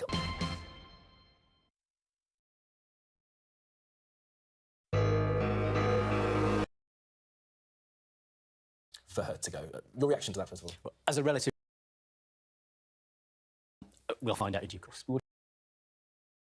Where am I? Allegedly was manhandled, says. What took place? Because there are... For the... We've been promised an investigation, like Danny Lee was manhandled, says. Newsnight doing it under 30 people are watching. I've got 9 concurrent viewers as well. I have to keep it non... All that drama is a bit of a distraction from the need to get on with a proper job of government. Yeah, but did emotions need to run so high? Did this need to be set as a 3-line whip earlier in the day? By the way, apparently we're close to a hype train. If you want to make the hype train go choo-choo, subscribe, gift a subscription, or donate bits, and then we can make the hype train go choo-choo. It would be my first hype train, so you'd be christening the No Justice MTG hype train. Then changed during the debate. I mean, it seems like, again, the government have set themselves up for a fall here. So opposition day debates, when the Labour Party in this case gets to decide what's going to be debated, have been flashpoints before, and I think we need to recognise that. I'm not sure it was as well handled as it could have been, but the important thing is that we made what, in my view, was the right decision in the current energy crisis, that we would give local communities the opportunity, if they were happy for it, and they'd been through a proper consultation, and they thought it was the right thing to do, to allow fracking in there and protect people's household budgets and family finances. But how much of that do you think is going to be lost, Mr Simmons, by the fact that the Prime Minister herself wasn't able to vote because of something that was going on in the lobby? Well, I don't know the reasons why all the people who weren't able to vote didn't vote. Quite a few people, and there were quite a lot. Yeah. And we know, for example, there were a lot of colleagues who were away abroad. They were on things like trade missions. Significant people who were here, some big names who were here, who got to vote. And no matter what may have gone on. Yeah, so I think you managed to get through. You need to put that question to those individuals. I was able to vote without any difficulty. I saw most of my colleagues were able to do so. But those people, they may have had permission to be absent. He seems like he's such an MP. They may be trying to say something to the. I know this is the riveting political commentary that you all look. What do you know about what's happened with Wendy Morton, the chief whip? The reports that she's resigned. I don't know. I'm hoping perhaps Sky News will enlighten me on that subject, but it's certainly been in the media. We'll find out in due course. We'll try and enlighten you. I can give you a little bit of breaking news. In the past 10 minutes, Lord Frost has said that he wants Liz Truss to go. Of course, Lord Truss, former Brexit minister, and has now said that it's in the interest of the party for her to go. Your reaction to that, first of all? Well, as a relatively new MP, like Danny Kruger, you heard from earlier on, my big focus is on getting the policies of the government right. I don't have a strong view about the personalities that are in charge of that. In my view, Liz Truss has made a good start. She's made some good appointments. I think the decision to appoint Jeremy Hunt as Chancellor, whatever the circumstances, is something that's gone down well. But it does look like Michael Gove's evil twin, doesn't he? Both in the markets, but most importantly, in the difference that's making to what will happen with people's budgets. So we need to make sure that I'm confident that policies, which are the things that make a big difference to families and households in this country, can be got right. And how do you make sure those people are in the right roles? I mean, it seems at the moment that once there is... Boring. So are you happy with the way... Give me the juice. Always good to speak with you. Thanks for being with us. PM and get your pension and then just fuck off. Badly on Parliament. And I think that the general scenes tonight speak of a government... Down here, because as we saw from this morning, there was that letter sent out that this was a 3-line whip, a motion of confidence. Then during the debate, as John Craig was telling us earlier, that changed. What happened to lead to confusion. But you have to ask the question about why those arrangements are changing at the last minute and what that says about the current state of the government and its ability. There's time as Prime Minister is coming to an end. Her authority is seeping away. You've got ministers resigning today or being sacked. It's not entirely clear. Actually, I can't get over the fact that it's literally must be something of a record, the amount of political damage that you can do to the country, to our democracy, to the party that you belong to, and your own reputation, and also the market, kind of the global reputation of Britain as a whole. In 1 month, everything trashed, destroyed, gone. All of it. There's nothing left of any of these institutional credibility. And nothing left whatsoever. And Liz Truss has done it 1 fucking month. It's impressive to say the least. If she was like a Lib Dem sleeper agent, as Tim Farron was putting out on Twitter, fair play, mate. Fair play. You've got ministers right now that are unable to tell us whether the chief whip is still in her job or not. So the Conservative Party has a duty to the country to provide effective government. And right now, the one bright spot is the Chancellor of the Exchequer. I think Jeremy Hunt, since he came into office at the end of last week, has significantly stabilised the position in terms of the economy. But the rest of what's going on is, frankly, a complete shambles. And it's an embarrassment to the country, it's an embarrassment to the Conservative Party, and the sooner it comes to an end, the better. OK, well, that was going to be my next question then, Lord Barwell. I mean, how much longer has this thing got to run? These things reflect either well on the country as a whole or on the Conservative Party. Only they can resolve this situation, but they need to do so. And they need to do so quickly. It was the shadow minister for net zero and climate change bringing the vote on fracking. Now, the minister for net zero and climate change is Ed Miliband. So effectively, we got the chaos with Ed Miliband that we wanted all along. We managed to get there in the end. It took us 7 years, but we got the chaos with Ed Miliband eventually. To the future of that party, but as you mentioned, the country as well that is seeing a government that's in complete chaos. Do you think there are some Conservative MPs who are perhaps lacking the courage to do what needs to be done? I think a lot of Conservative MPs are... Hey, Allred, thank you for the follow. Welcome to No Justice Stream. Hope you're doing well. Feel exactly as you've described about the government at the moment. What they're trying to do is to see if they can find a way. I don't know if you've seen the interview with Charles Walker this evening, who's a highly respected, long-serving backbench MP. And I think the emotion with which he spoke this evening speaks volumes for the current. And that is what should guide the Conservative Party, and it's what should guide its MPs. And the national interest is not being served. Of Rishi Sunak and Penny Mordaunt, or bringing back Boris. I mean, all of those potential ways through this. I mean, the only ways is a general election.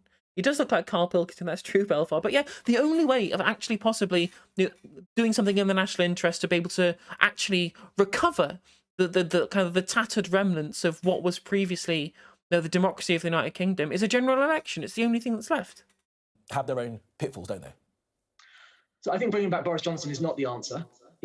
On policy grounds, there was lots that the Johnson government was doing that I would agree with. The country finds itself in at the moment.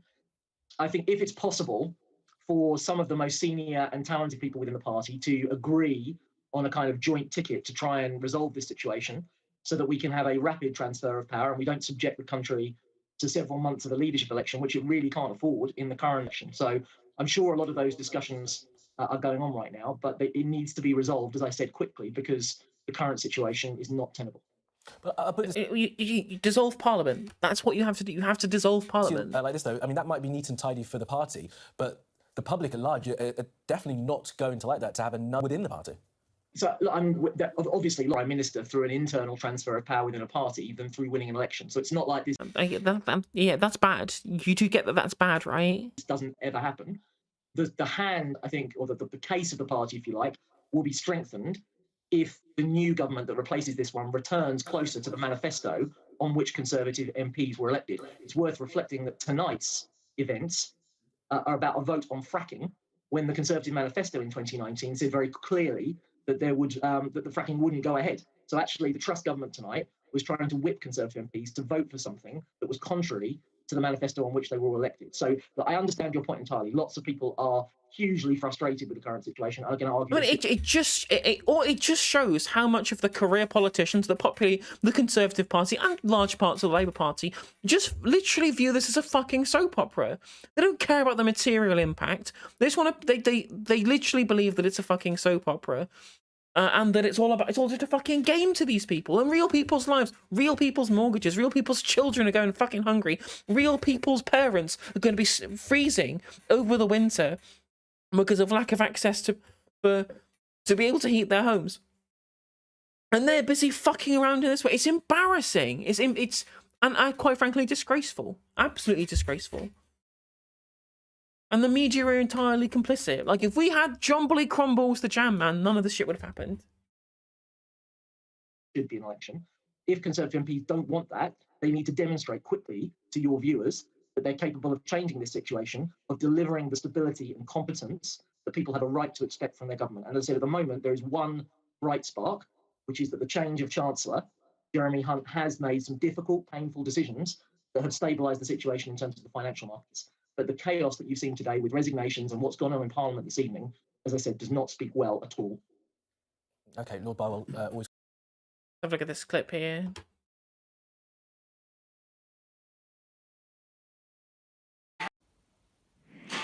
It has been a night of astonishing scenes at Westminster, with reports of jostling, manhandling, bullying and shouting outside the parliamentary lobbies in a supposed vote of confidence in the government. The Deputy Chief Whip was reported to have left the scene, or he resigned along with the Chief Whip. But we've just been told they have now officially unresigned. The Home Secretary has, however, definitely gone. In short, it is total, absolute, abject chaos. True. It has been a night of 100%, just very, very true. Is this a new series of Brass Eye? Well, it feels like it. Definitely fucking feels like it.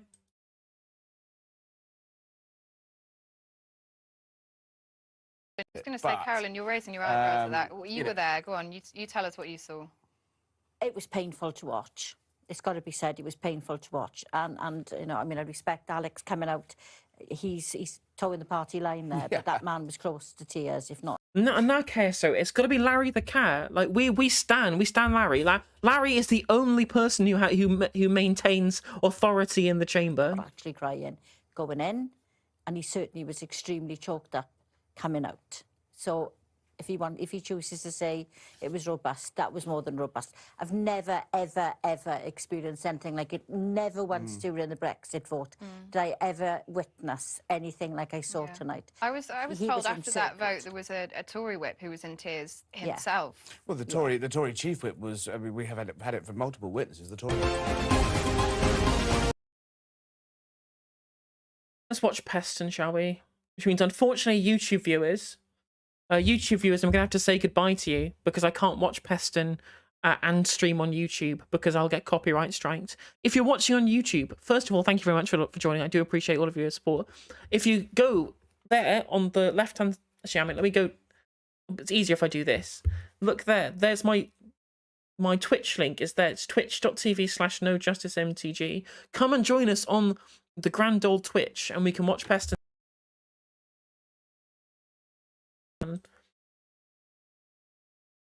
But I'm going to have to say goodbye on YouTube.